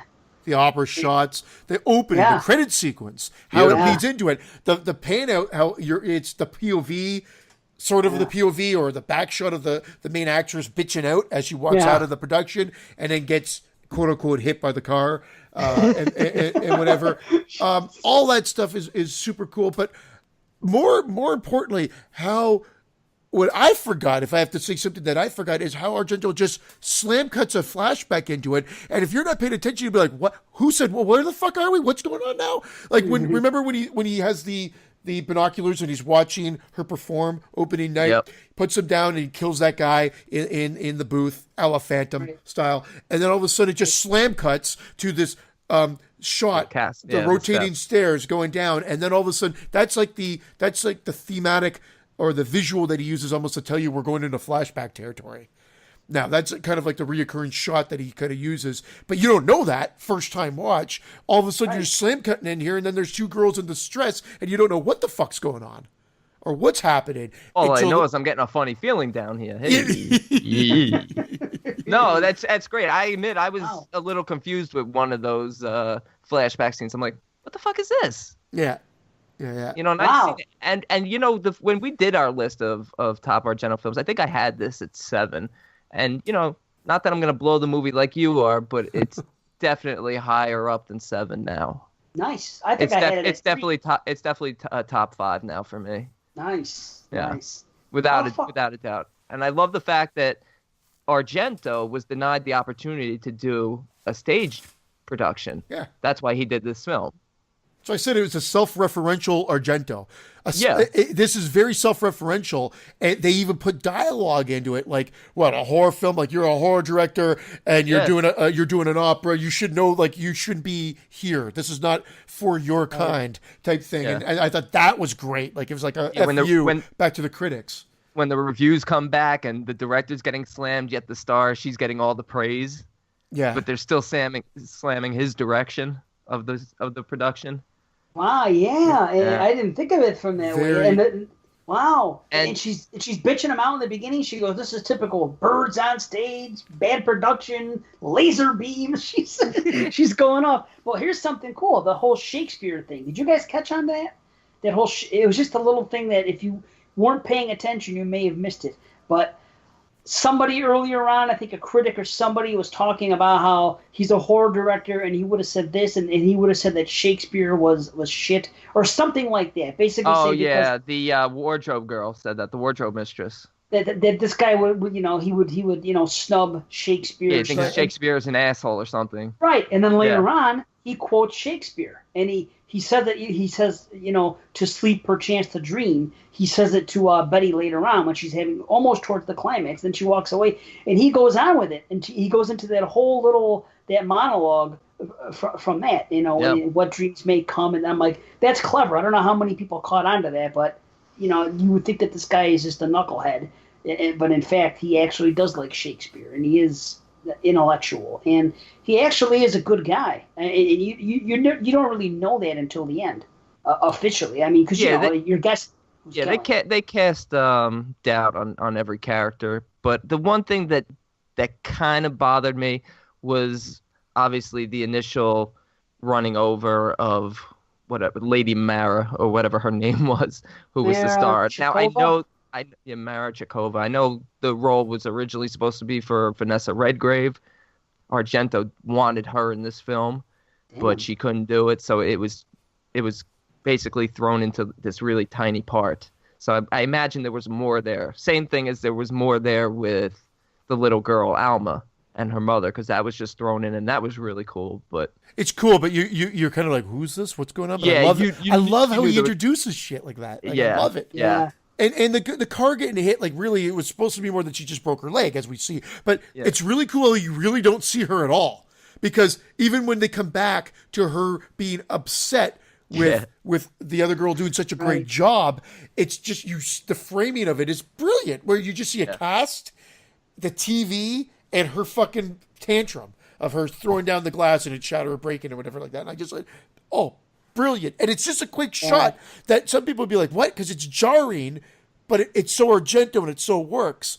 So, and again, I'm not blowing this because it's Argento. I'm blowing it because I love how it was put together. It just happens to be an Argento film. Yeah. And this is the story right before we went in this. We took a short little break. I was telling Brandon off air that I'm not sure if I told this story. I'm almost positive I did tell this story. Sorry, on our show before, but I caught this by accident on TVO. So I didn't even know, I couldn't get it on video yet, way back when. It happened to be on TV Ontario, Channel 2. You probably got it, Dave, where you were, because you're right there, and it was always Channel 2 for us, but TVO is what it was. And I never had TVO. We had CTV. We had that. Oh, that's all you had. Okay, that was Hamilton. That's why. But Toronto's was TVO. Yeah. So where I'm going with it is they would play these movies every now and then. And I guess they had art night. I don't know who. It was Halloween night, and I guess they got the rights to show it.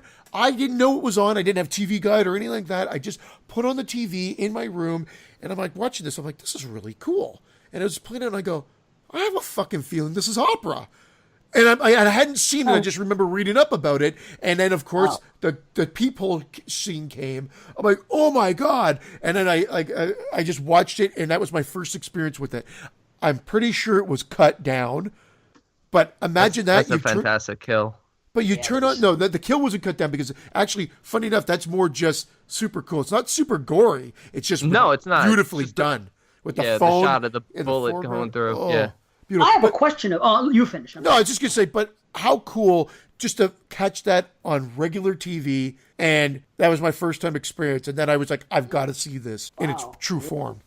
But anyway, sorry, Dave, you were about to go. How cool was what? No, I just thought of something. No, I actually have, I may as well just get them out of the way. I do have a few questions. It may or may not be problems. That whole thing with the gun. Do you remember the peephole kill when the cop shows the gun? He goes, look, it's a police authorized gun or whatever, and it ends up being the killer, right? And he shows the thing. Okay, so he's showing that it's a police issued pistol. Okay, then he shoots her with that pistol, but then later on, when they find Soavi dead, she pulls it and his gun is still on him. So isn't that? I think it's a mistake, because he still had his police issued gun. You know what I'm talking about? But there's two. He's a cop too. Remember? Yeah, or detective. The killer. Yeah, idiot. Yeah. So not, like, fucking. Yeah. So they and I love how they play. No. But I know what you mean. The way that they play with that. What they play with that, was he the one in the house? Was he there? Could still be. Were there even two guys? Well, I bet yes, there were. Just how was it all played out? It's still confusing to piece together how it was played out, but there were two guys. That explains it. Okay, I'm happy now because that thing. Good, thank you. Why I just spaced on that? Okay, that's great. There was another quibble. The guy had to plan to take out what's her name, Chikova. That was my big issue. That's what so that is an issue because he even says that. Who ran her over? You would think whoever ran her over would have been questioned, and if it was him, well, I don't but know. Not even that. How did he know she was going to come out of there at that moment? Exactly. Yeah. Okay. There's some issues there, and like I said, I think because of the fact that it was designed for a big name actress. And then just really dwindled down to a nothing part. There was probably a lot more there to it. You know, if Vanessa Redgrave had done this production, you would have seen Mara Surkova, whatever her name is. That's so funny. I never thought of that. It's a perfectly legitimate question, and I never once questioned it. And yet, you said right now, I'm like, yeah, wait. Or was that just the catalyst? Like, was he planning maybe to kill her anyway? That just made his life a bit easier. She didn't get killed. She just got taken out of the picture. He needed to make Betty a star. So then he made the phone call and then says, you're going to be, you're going to be the star tonight, or paraphrasing, of course. And I like that the girl is in the vent the time you see her through the vent crawling around. Yeah. Alma. Yeah, that was cool. Because then you're like, who's that? That's creepy. Yeah. And then of course they play around with that because he tells it Argento style, which is Right. throwing you into a flashback with no explanation. All of a sudden you see this creepy person in the vents in her apartment. You're like, what the fuck's going on here? And then it, you start getting the answers as the movie progresses. Look, this could have gone full Stendhal syndrome before Stendhal syndrome and had the killer be Betty, because why is she just the one bearing witness to all the killings and she gets to live every time? Yeah. But we what find a out fucking why. way. We find out why, but I'm saying when it first starts, there's so much that, it could have been. I thought that was savage. I always loved that. Awesome. That's what made me love the movie, I think, from day one. Is Needles under the eyes. The fucking needles in the eyes. Like, I'm like, my what a fucking ingenious, creepy thing to do. And the whole setup with it. How he takes his time even placing it there. Yeah. And when that guy, when the stagehand gets killed, and they after that horrible love scene, Stefano, like it's bloody, it's gory. It doesn't look like the knife retracts when he pulls it out, so it looks a little weird. But when he stabs it up, and then you see it through the mouth, inside the mouth, beautiful. But the pullout is a little odd. Lots of blood. I did read that Argento was a little dismayed at some of the special effects, which is why in one of them he put something out of focus, the foreground out of focus when he's retracting the necklace or the bracelet out of her mouth. Or out of her throat. Really? That's why it's kind of. It didn't even look like it blurred. fell into her throat. That looked a little sloppy, but it was still cool. Yeah. Yes, and the knife against her teeth.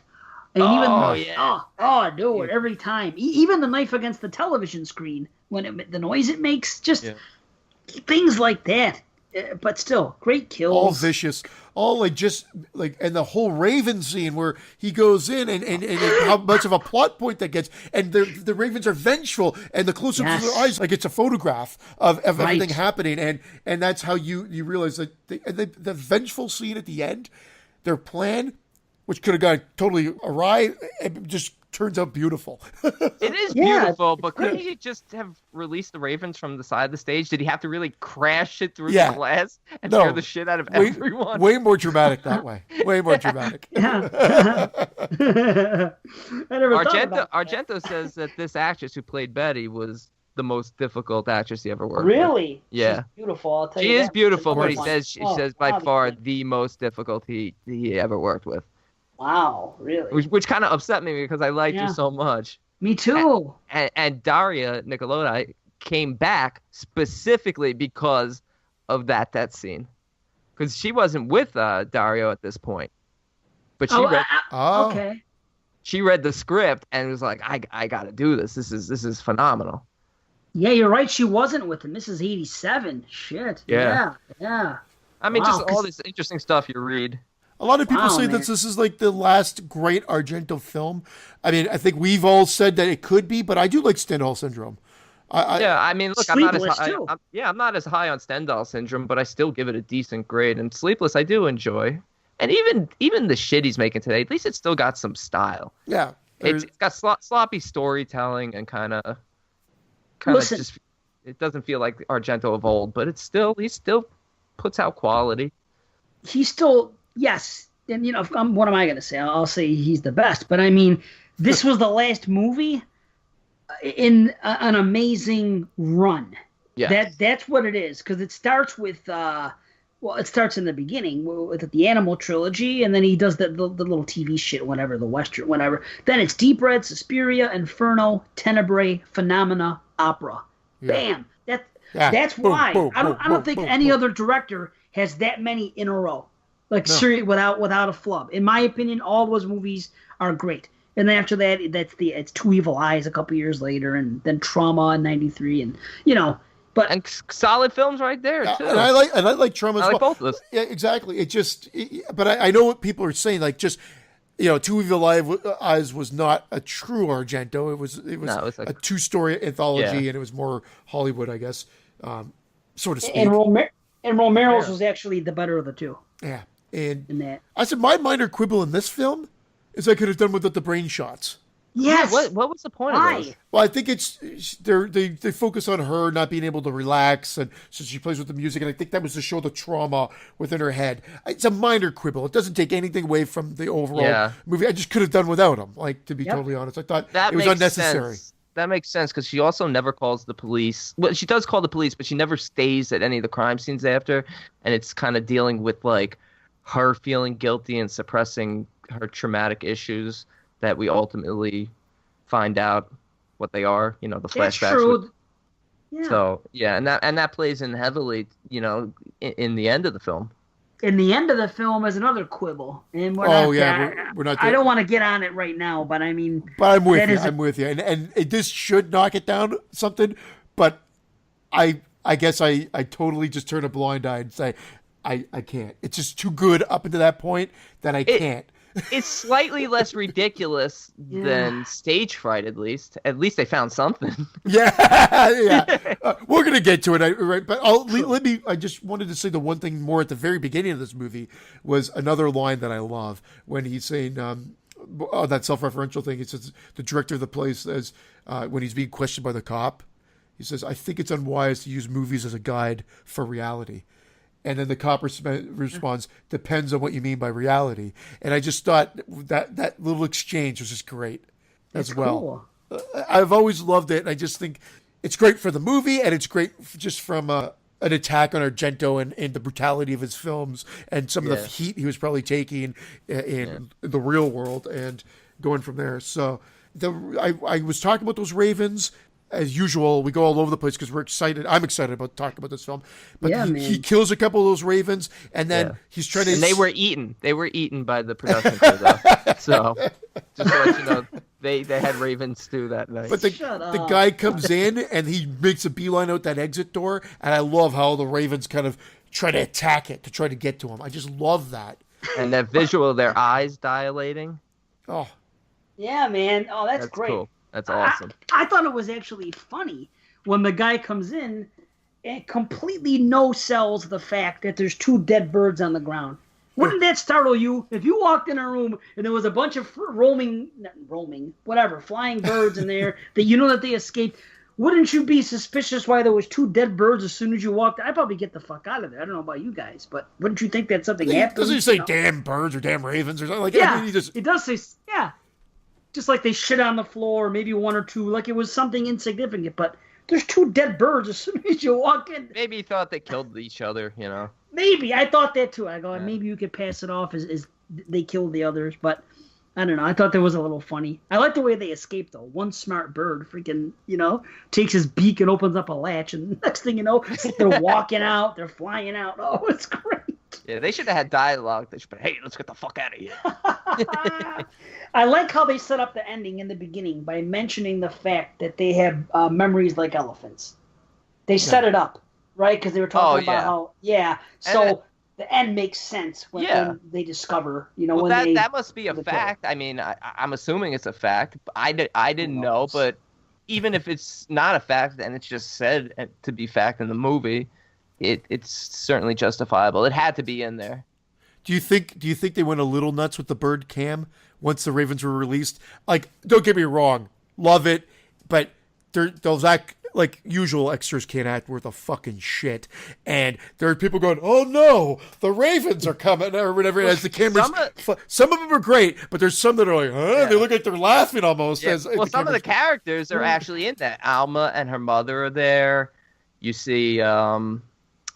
You see the girlfriend who was sleeping with the director, the one who passed up the so they should have been better, is what you're saying, than extras. Well, no, they were decent, but you could see that things were probably cut out of this film that were probably should have been more developed. And I'm not saying I don't like it. I'm just saying it goes on, and there's like too many. But I think they're building it like them circling, of course, to scout out, and then they find the guy, and then his eye gets plucked out. Oh, it's awesome. Beautiful. And you cover your eyes first? I guess. But cool. Now we get to. I guess, but cool. But cool. But now we get to the ending. Because unless there's something else you guys want to bring up. I got some more. Sorry. Yeah, bring up the shit. I'll bring up the shit. The shit. Well, first of all, that one girl pisses me off, and I'm so glad that's what she gets for hesitating. When freaking, remember when she's in the glass box? When Betty's in the glass box, and the girl's there, right? Julia. Yeah, the designer, the dress, whatever the hell she is. The wardrobe mistress. Yeah. The wardrobe mistress, yes. That. When she has a shot, she whacks the freaking killer in the head. The killer's down. She takes a few steps. She looks at Betty in the glass box. Just for no reason, just looks at her, then gets a smile on her face and decides to go back to unmask the killer. Wouldn't you just run, grab the freaking girl, get out of the cage, and hightail it out of there? But no. You know what happened? What happened? She didn't strike while that iron was hot. Oh, bad. You know what, though? She at least went back to unmask the fucking killer. I know, maybe in the weirdest time frame or part, but how many times did you just take the fucking mask off? Yeah. Or keep hitting him with the fucking weapon until he's really dead, and then you can mask him. And she makes a big deal about saying, she goes, it's. She has to tell her that far away, that very moment. And she had to stutter those 2 times before he grabs her. Yeah, but as an audience member, as a viewer, I was like going, tell me, it's who? So like, I love it. Like, it's studio. Da-da-da. Oh, shit. And this is something that's always made me laugh. I'm just going to just indulge me for 30 seconds. Because every time I've watched this movie, every time I think of Miss Piggy. And tell me, I'm telling you, this girl, Betty, sounds just like Miss Piggy when she's tied up. And I don't know what movie it's from, what Muppet movie, but she goes, Listen, tell me this isn't Miss Piggy. Oh, my God. Keep listening.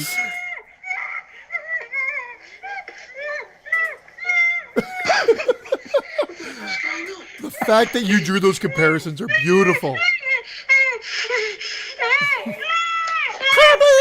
Kirby! Oh my God, that is hilarious. I never heard it until right now. Yeah. 11 out of 10. Every time. Every time I watch this movie, I think I Miss Piggy in that scene. It makes me laugh. Holy shit sticks, that's fantastic.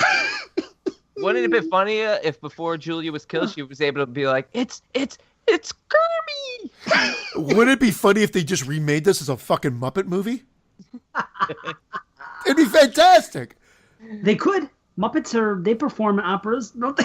Okay, so Peter Jackson did the Meet the Feebles, and that's like, we should do a Muppet slasher movie. Okay, let's do it. Or a Muppet Giallo. Ghoulie Muppet. Ghoulie Muppets. Oh, at the opera. I just wanted to get that out of the way. And a couple lines I think were funny. When she says when she meets the girl in the freaking in the duct and the air conditioning thing, and she takes her and she sees the woman, and then they end up coming in her apartment, and then she sees her. Betty sees the girl's mother, and she's like, something terrible has happened, and the woman says, "Yeah, you coming in here?" She tells her. Oh, that's great. There's a couple others. I think it's cool that this is a movie where it's a Giallo where you have a black glove killer. But they go a step further. For no reason, they make them wear plastic over the gloves. And mittens over the plastic. I always wondered, speaking of that, I've always wondered if the killer was black, would he wear white gloves? We need to have a black Giallo killer. Yeah, there we go. For some Michael Jackson gloves. He did wear white gloves. That's true. We got one wears mittens, and then one wears Michael Jackson gloves. All this and is going to come. His weapon of choice is a dead chimpanzee. Too soon? Why, did the chimp die? Did Bubbles just die? Is Bubbles still alive? Yeah, I don't know. What do I know about Bubbles? I thought we said two. Hey, meet my niece Bubbles. What do I know about Bubbles? Back to school. I fucking love it. Hey, meet my niece Bubbles. But see, here we are again with these ideas. When the movie comes out, the Exploding Heads horror movie, you're probably going to be a scene with a black guy with white gloves killing somebody. Like, honestly, this is going to have to be, it's going to be a comedy by the end of this because Yeah. we're going to fit all this in. There's no way you can make a cohesive horror. It would just have to be like a horror comedy. But getting back to this. Now I think we're at the very, very end, or not the end. And then the very, very end is when they explain everything. And okay, I admittedly, they have some horrible forensics in Italy, I guess. Well, first of all, it's a fire again. You know how many times Argento uses fire in his finales? A lot. And Soavi was in this film too. I forgot he played himself. He played Detective Soavi. No, he didn't. Yes, he did. You're shitting me. Nope. He said he was Soavi? in it. Yeah. Michael Soavi played the detective. Unbelievable. It's an uncredited role because you never see the guy's face until the end. Yeah, but still. That's cool. Wow. That's cool. Wow. Okay, check it out. What about the possibility of some of the finale? Maybe not the finale. I guess it will be the finale. The stuff at the very, very end. The very, very end? Okay. Wait, we're skipping over the fire? Yeah, That's okay. not the very, very end. Tell me about that. What do you think about that? And then I'll tell you about my thing. The very, very end. I don't mind anything except for the very, very end, but I can explain it away. Maybe. Of course you can. No, okay. Like I said, it's ridiculous that he throws an immaculately same-dressed mannequin into the fire and then says, the old switcheroo. Okay, I know what they're doing. It's like a magic trick in a sense. Like, he's thinking it's a magic trick. It's the theater. They're playing on that. But one cop, any fucking sane cop, not even forensic, would have gone, what's with the fucking dummy in the fire here? Not like, hey, there's the killer. Like, hey, this dummy Santini, he's a fucking mannequin. Yeah. A dummy's, yeah. Oh, look, this dummy's burnt. Must be the killer. He changed the clothes, so did he walk out of there naked? I don't know. That part is ridiculous, and that's what a lot of people have an issue with this movie. And anybody could say, yeah, it totally derails the whole movie. I can't let it derail the movie. It's one major part. I don't understand why they just said, why didn't he just, if they're going to do the whole dress thing, why don't you take one of the victims that he had or something like that and throw him in? Like, it would have been maybe a little bit more sensical to buy him a few more days until they could have performed and go, wait, this is not the killer or whatever. This is somebody else, not a fucking mannequin. Another dead stagehand. Yeah. Or something. Yeah, just anything. That's anything but a mannequin. See? Remember they did it in Don't Breathe. They should have. That was a good thing they did. And you guys talk shit about the movie, but that was cool that they did that in that movie. You know, they played it off later and was someone that was already dead. We don't talk about that movie on this podcast. It was only cool in this movie. It was definitely not cool. I take the dead mannequin over that movie. Yeah. I'll take the missing body from Stage Fright over that movie. Sure, come on now. How about that? Stage Fright, missing body. They did it here. Maybe it was just something in '87 that at this point they feel they had to tack something on extra. Instead of being a slasher, Giallo, whatever, maybe that was what was in fashion at the time. The old Misseroo. The old, I don't know, ridiculous. And now it's black. Black is in fashion. I got it. Yeah. I'm telling you, they do need the very, very end, though. You know, because that's where she has that cathartic moment, and that's where her arc is revealed, and I'm nothing like my mother, and all that crap. So you kind of need that, but the whole switcheroo thing could have been done differently. That's really it. And the stagehand would have solved it. I was telling you, Christian, but Dave, you weren't here when we were on a little break, that ending is an homage to Red Dragon. Because Argento wasn't a huge fan of the ending of Manhunter because he didn't feel like it paid enough homage to the original book ending of Red Dragon. So he made this movie with this ending for that specific purpose. Really? Yeah, that was his inspiration for the ending. Wow, that's cool. But I had a bigger problem at the very, very end. Was it because it looked like The Sound of Music? Running through it is very... I think they did that on purpose, like a stark contrast to how the rest of the movie looked. Right? Just the coincidence of it all. Just know the fact that the guy just happened to be watching the news when that news broke, and he turned around, went in the other room, and the maid was dead. It all happened right then when they found out. Then he turns around and goes, "The killer is alive, and he's here." Well, that's just coincidence because the maid died before the news came on. It all happened in a matter of 2 minutes. He killed the maid, and he was gonna just go kill Betty, but the news just happened to come on, so it was just sort of like fate for Betty's sake. I mean, I guess they could have probably played that out for another half hour and made a big stalking sequence and everything. That's maybe what they would have done nowadays. And you're right, it plays out like that, but he just wanted a final punch to reveal this arc and give the movie this finish. Now, again, I know what you're saying. The only quibble I've got is the old Manicarino into the fire. That's really it. Like everything else, I can buy it's a movie. Yeah, Manicarino. Exactamundo, Manicarino. We're just making up words. Manicarino. What the fuck is that? Isn't that what you said? The old you said it so convincingly, though. It's a word now. Yeah. Oh, Manicarino. Yes, of course. Yes. Manicarino 2 on the move. Yes. That's an Italian mannequin. A Manicarino. Anyway. Oh shit. We get to this part. I understand, Dave. I understand you could probably have played it out longer, but the movie's a long movie. So I think it's just boom. Here it is. It happens.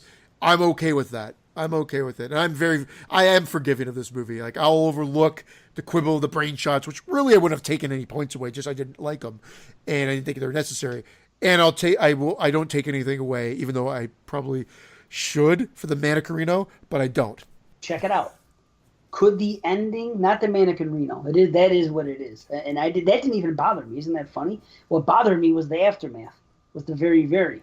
That bothered me much more. I bought the Manicarino for whatever reason. You're saying it wrong. It's Manicarino. Manicarino? Get it right, Dave. It's a Manicarino, and if he stands up and starts dancing, it's a Manicarino doing the Macarena. Oh, shit. Oh, we're going. Anyway. This is just not going to turn out well. And that's the end of Exploding Heads. Thank you. The very, very end. Partially been in her head. What? Did that happen to you, Brandon? Did you hear that too? What was it? A pop? It popped, and then Dave sounded like he just inhaled helium. I can't wait for the playback. Fine, but I thought I heard a pop. Awesome. Well, let me say it again. The very, very end. Could that partially have been in her head? That her. And maybe that's why it's got that dreamlike sound of music. Maybe it is. Right. Plus, we're playing on her brain half of this movie. Did she die in the fire then? She was never I don't know arrested? if she died in the fire, but I'm just saying, just that whole thing. Maybe I'm just throwing it out there. Maybe that was partially in her head. You could interpret it that way. I don't take it that way, but I don't see any major beef with interpreting it that way. I just like the idea of it being a possibility. That's all. I think you could say it's a possibility. Hey, it's not like him to have someone wake up at the end. That would be left for interpretation. Yeah. That's true. Well, I do like the very, very, very end when she saves the lizard, though, because I do too. No, because I think it speaks to ultimately that her character is a fighter and a survivor, and she's going to be okay. Because I got the sense that when she's embracing nature and she's kind of all alone, that this is it. I mean, she's clearly shutting down from human beings because everyone she seems to love or care about is getting killed. But at the same time, she's still going to fight, and she's going to come back. She's going to be okay, and the integrity of her character is preserved. She's not like her mother. And on that note of being not like her mother, because we haven't really touched upon it, what do you think of that backstory and how it progressed with the killer? It is weird, but it's weird. But here's one thing I just want to say before we get into that is that Betty's character is only supposed to be 17 years old in this. Oh yeah, I didn't realize that because it was kind of throwing me off because Santini didn't look that old. So I mean, I didn't think he looked 17, but he could realistically be in his 30s and it would still make sense. Yeah. So sure. I just wanted to put that out there. I didn't know if you guys knew that because I I just assumed Betty was playing an older character, like in her 20s or something. I didn't realize she was 17 until I read up about the movie a bit more. I thought she was 20, 21. Yeah. In that frame, but yeah, no, and so that makes sense. And he's a detective, and so you're supposed to figure that. Although you could be a detective, I guess, in your 20s. I just assumed he was 34, 35 range and whatnot. He was actually 35 in 2 weeks. There you go. What happened? He was 35 and 2 weeks old. You didn't need to ask him. Oh, I thought he was saying. I thought he was saying he was going to be 35 in 2 weeks. He said my birthday was 2 weeks ago. I just turned 35. We had balloons and manicarinos. That's why you don't fucking ask. And manicarino salad. You bring the manicarinos. That's what I get. See? Yeah, this is what the listeners get. Sorry, guys. I can believe that whole thing that he was with the mom. I just didn't understand what the mother's motives were. He was a psychopath. She got off on watching him kill people. So sadist, right? And then at the end, he just decided to kill her. And he was so infatuated and in love with her because she was a star and she was beautiful, but she never gave her body to him. So he got frustrated and he strangled her, and he was trying to replicate it with Betty. But in order to replicate it with Betty had to become a star first. That's why he gets rid of Mara Sakova at the beginning to make her a star. Oh, I get that. I get that. I think it's bizarre or weird, as we were saying, but great. Yeah. Like, yeah, cool. It makes sense, but it's fucking weird, but it's cool. You know what I dig is the fact that we see how psychotic he is. And at one point when he's sitting there with his eyes, and like he actually believes for a minute that she would accept him and like, become lovers. But he was like, oh, I don't know if you can be with a monster like me now, because he had the damage to his eye. Yeah, that's the little homage to Phantom of the Opera that was in this film, the tiniest of homage. It's like, look away, I'm a monster. But I dig that because he, in his mind, he legitimately thinks after all that he had a legitimate shot with this girl. Yeah, it's only because of his eye. Yeah. But because of the eye, she turned him down. Not everything else. Not everything else he put her through for fucking, basically made her a final girl for an hour and a half is what this is. Yeah. You know what I mean? It's just following that final girl sequence one after the other, and he's just doing this shit to other people in front of her. And, what the hell? God, it's a great movie, though. I tell you, I love this movie. I don't know what else you guys want to say about it, but I want to hear how deep you're going to blow it. That's what I want to hear. Oh, he's taken all 10 inches, I think. You got it. It's a 10 out of 10 for me. Yeah. I don't think was there any. I don't even think I kept anybody in suspense that it wasn't going to be a 10 out of 10. Yeah. I watched it twice in prep for the show. And each time I enjoyed it more and more. I always liked it, but now I think I love it. Because it really is at the heart of it a character study, and me and character studies and going in depth with that, and Betty's an interesting and likable character, so I'm super high on it. There are a few issues, few things I would have liked to have seen more developed, a few things maybe less developed, but overall it's still a great film. 9.5 out of 10. Nice. All right. Well, yeah, I mean, I love the movie too. It's my third favorite Argento. It's all Argento. It's shot great. I mean, I didn't even mention anything about the soundtrack, but it's great. Claudio Simonetti, and the soundtrack itself, the metal music. We didn't talk about that. The metal music. That's right. What I was referencing with the Stage Fright 2014. Whenever the killer was on, it was the metal music, and it was awesome. Yeah, the metal. Yeah, it was great, and the opera. That's an Argento thing too. Doing that shit, and just all the music was really good. It was shot well. The colors he used, there was shots where he had different colors going on, typical Argento stuff. Not as hardcore as Suspiria or Inferno, but he was still playing around with it. Again, amazing, shot great. Everything about it's great. I take a little bit off, because of the few things that I mentioned, but it's a great movie. 9.5 out of 10. Couldn't give it a full 10 because of the minor quibbles, but 9.5. Fuck. Hall of Famer. Hall of Famer. Nice. 9 out of 30. Top quality Hall of Famer. Nice. Yes. I'm happy. Yes. I'm happy for that. No, it deserves it. It's a great film. I always put it in the middle of the pack in terms of my favorite Argentos, but I appreciate it more now. It's great. Than I did when I first saw it. It's my 3. I think I said on the thing. Yeah, you had it. Suspiria, Yeah, you had it. Red Opera. You had it 3. Christian had it 1. I was the one who had it the lowest. I think it's 7 or 8. Wow, interesting. Well, now you've come forward. Now. Yeah, without a doubt. In fact, now I gotta go back and watch the ones that I had higher because they could drop off, or they could all go up to 10s. Well, I watched Suspiria again just because we got on this kick, and I really love that movie too. But it's funny, like something about this one is more my style. Yeah. I just really love this movie. Well, that'll do it, huh? Holy smoke! It'll be an epic show yet again, guys. Right on, man. Beautiful. There's always room for Giallo. This might have been the now most you fun. Guys love that. This might have been the most fun I've had prepping for a show. I don't think I've ever watched every movie we reviewed twice, and I did here. Really? Wow. Yeah. Damn. I only watched. I watched the last two. These two. Opera and Stage Fright. I watched twice, but I did watch Bay of Blood and Torso maybe 3 months ago. Yeah. So, I have gotten a lot of play.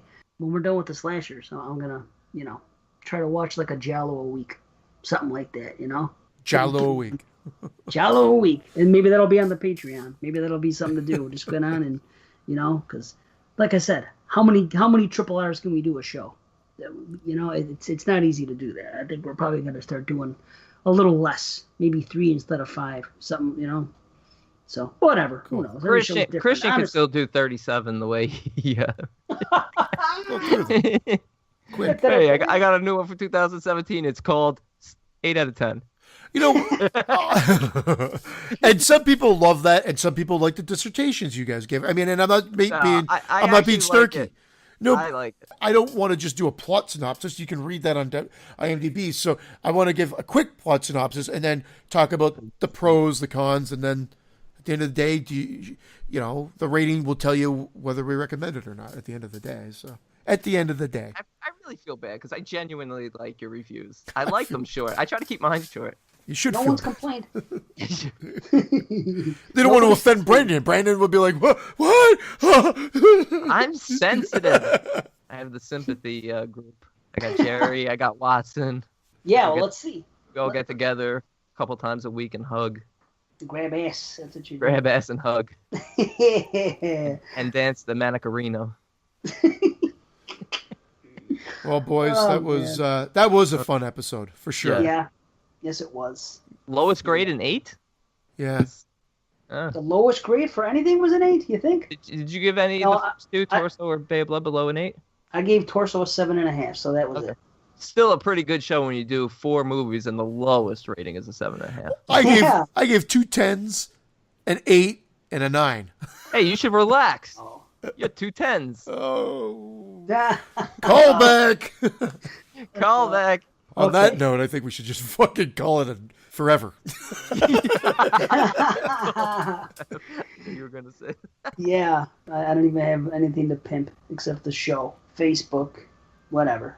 It's all the same. The group page, like Christian said on the last episode, we were just about at 2,000. We'd probably be at 2,000 by this point, and we are at like 2,067, something like that, closing in on 2,100. So.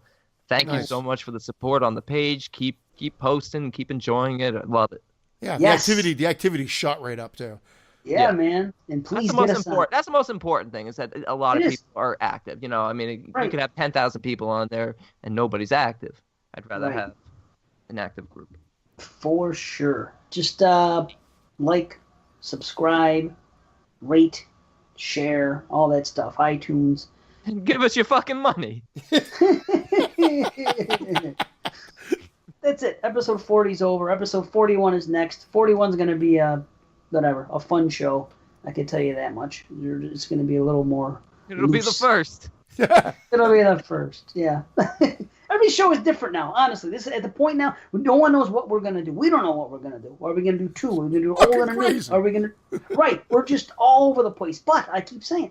There hasn't been any negative feedback. Well, except for a couple shitty star reviews. Not even reviews. Shitty star ratings without a review, of course. But aside from that, no one said anything negative to say. We've always said if you have any constructive criticism, please give it. Don't be afraid to. Say it on the group page. Say it on iTunes. Say it wherever you want to. Email we won't shame you.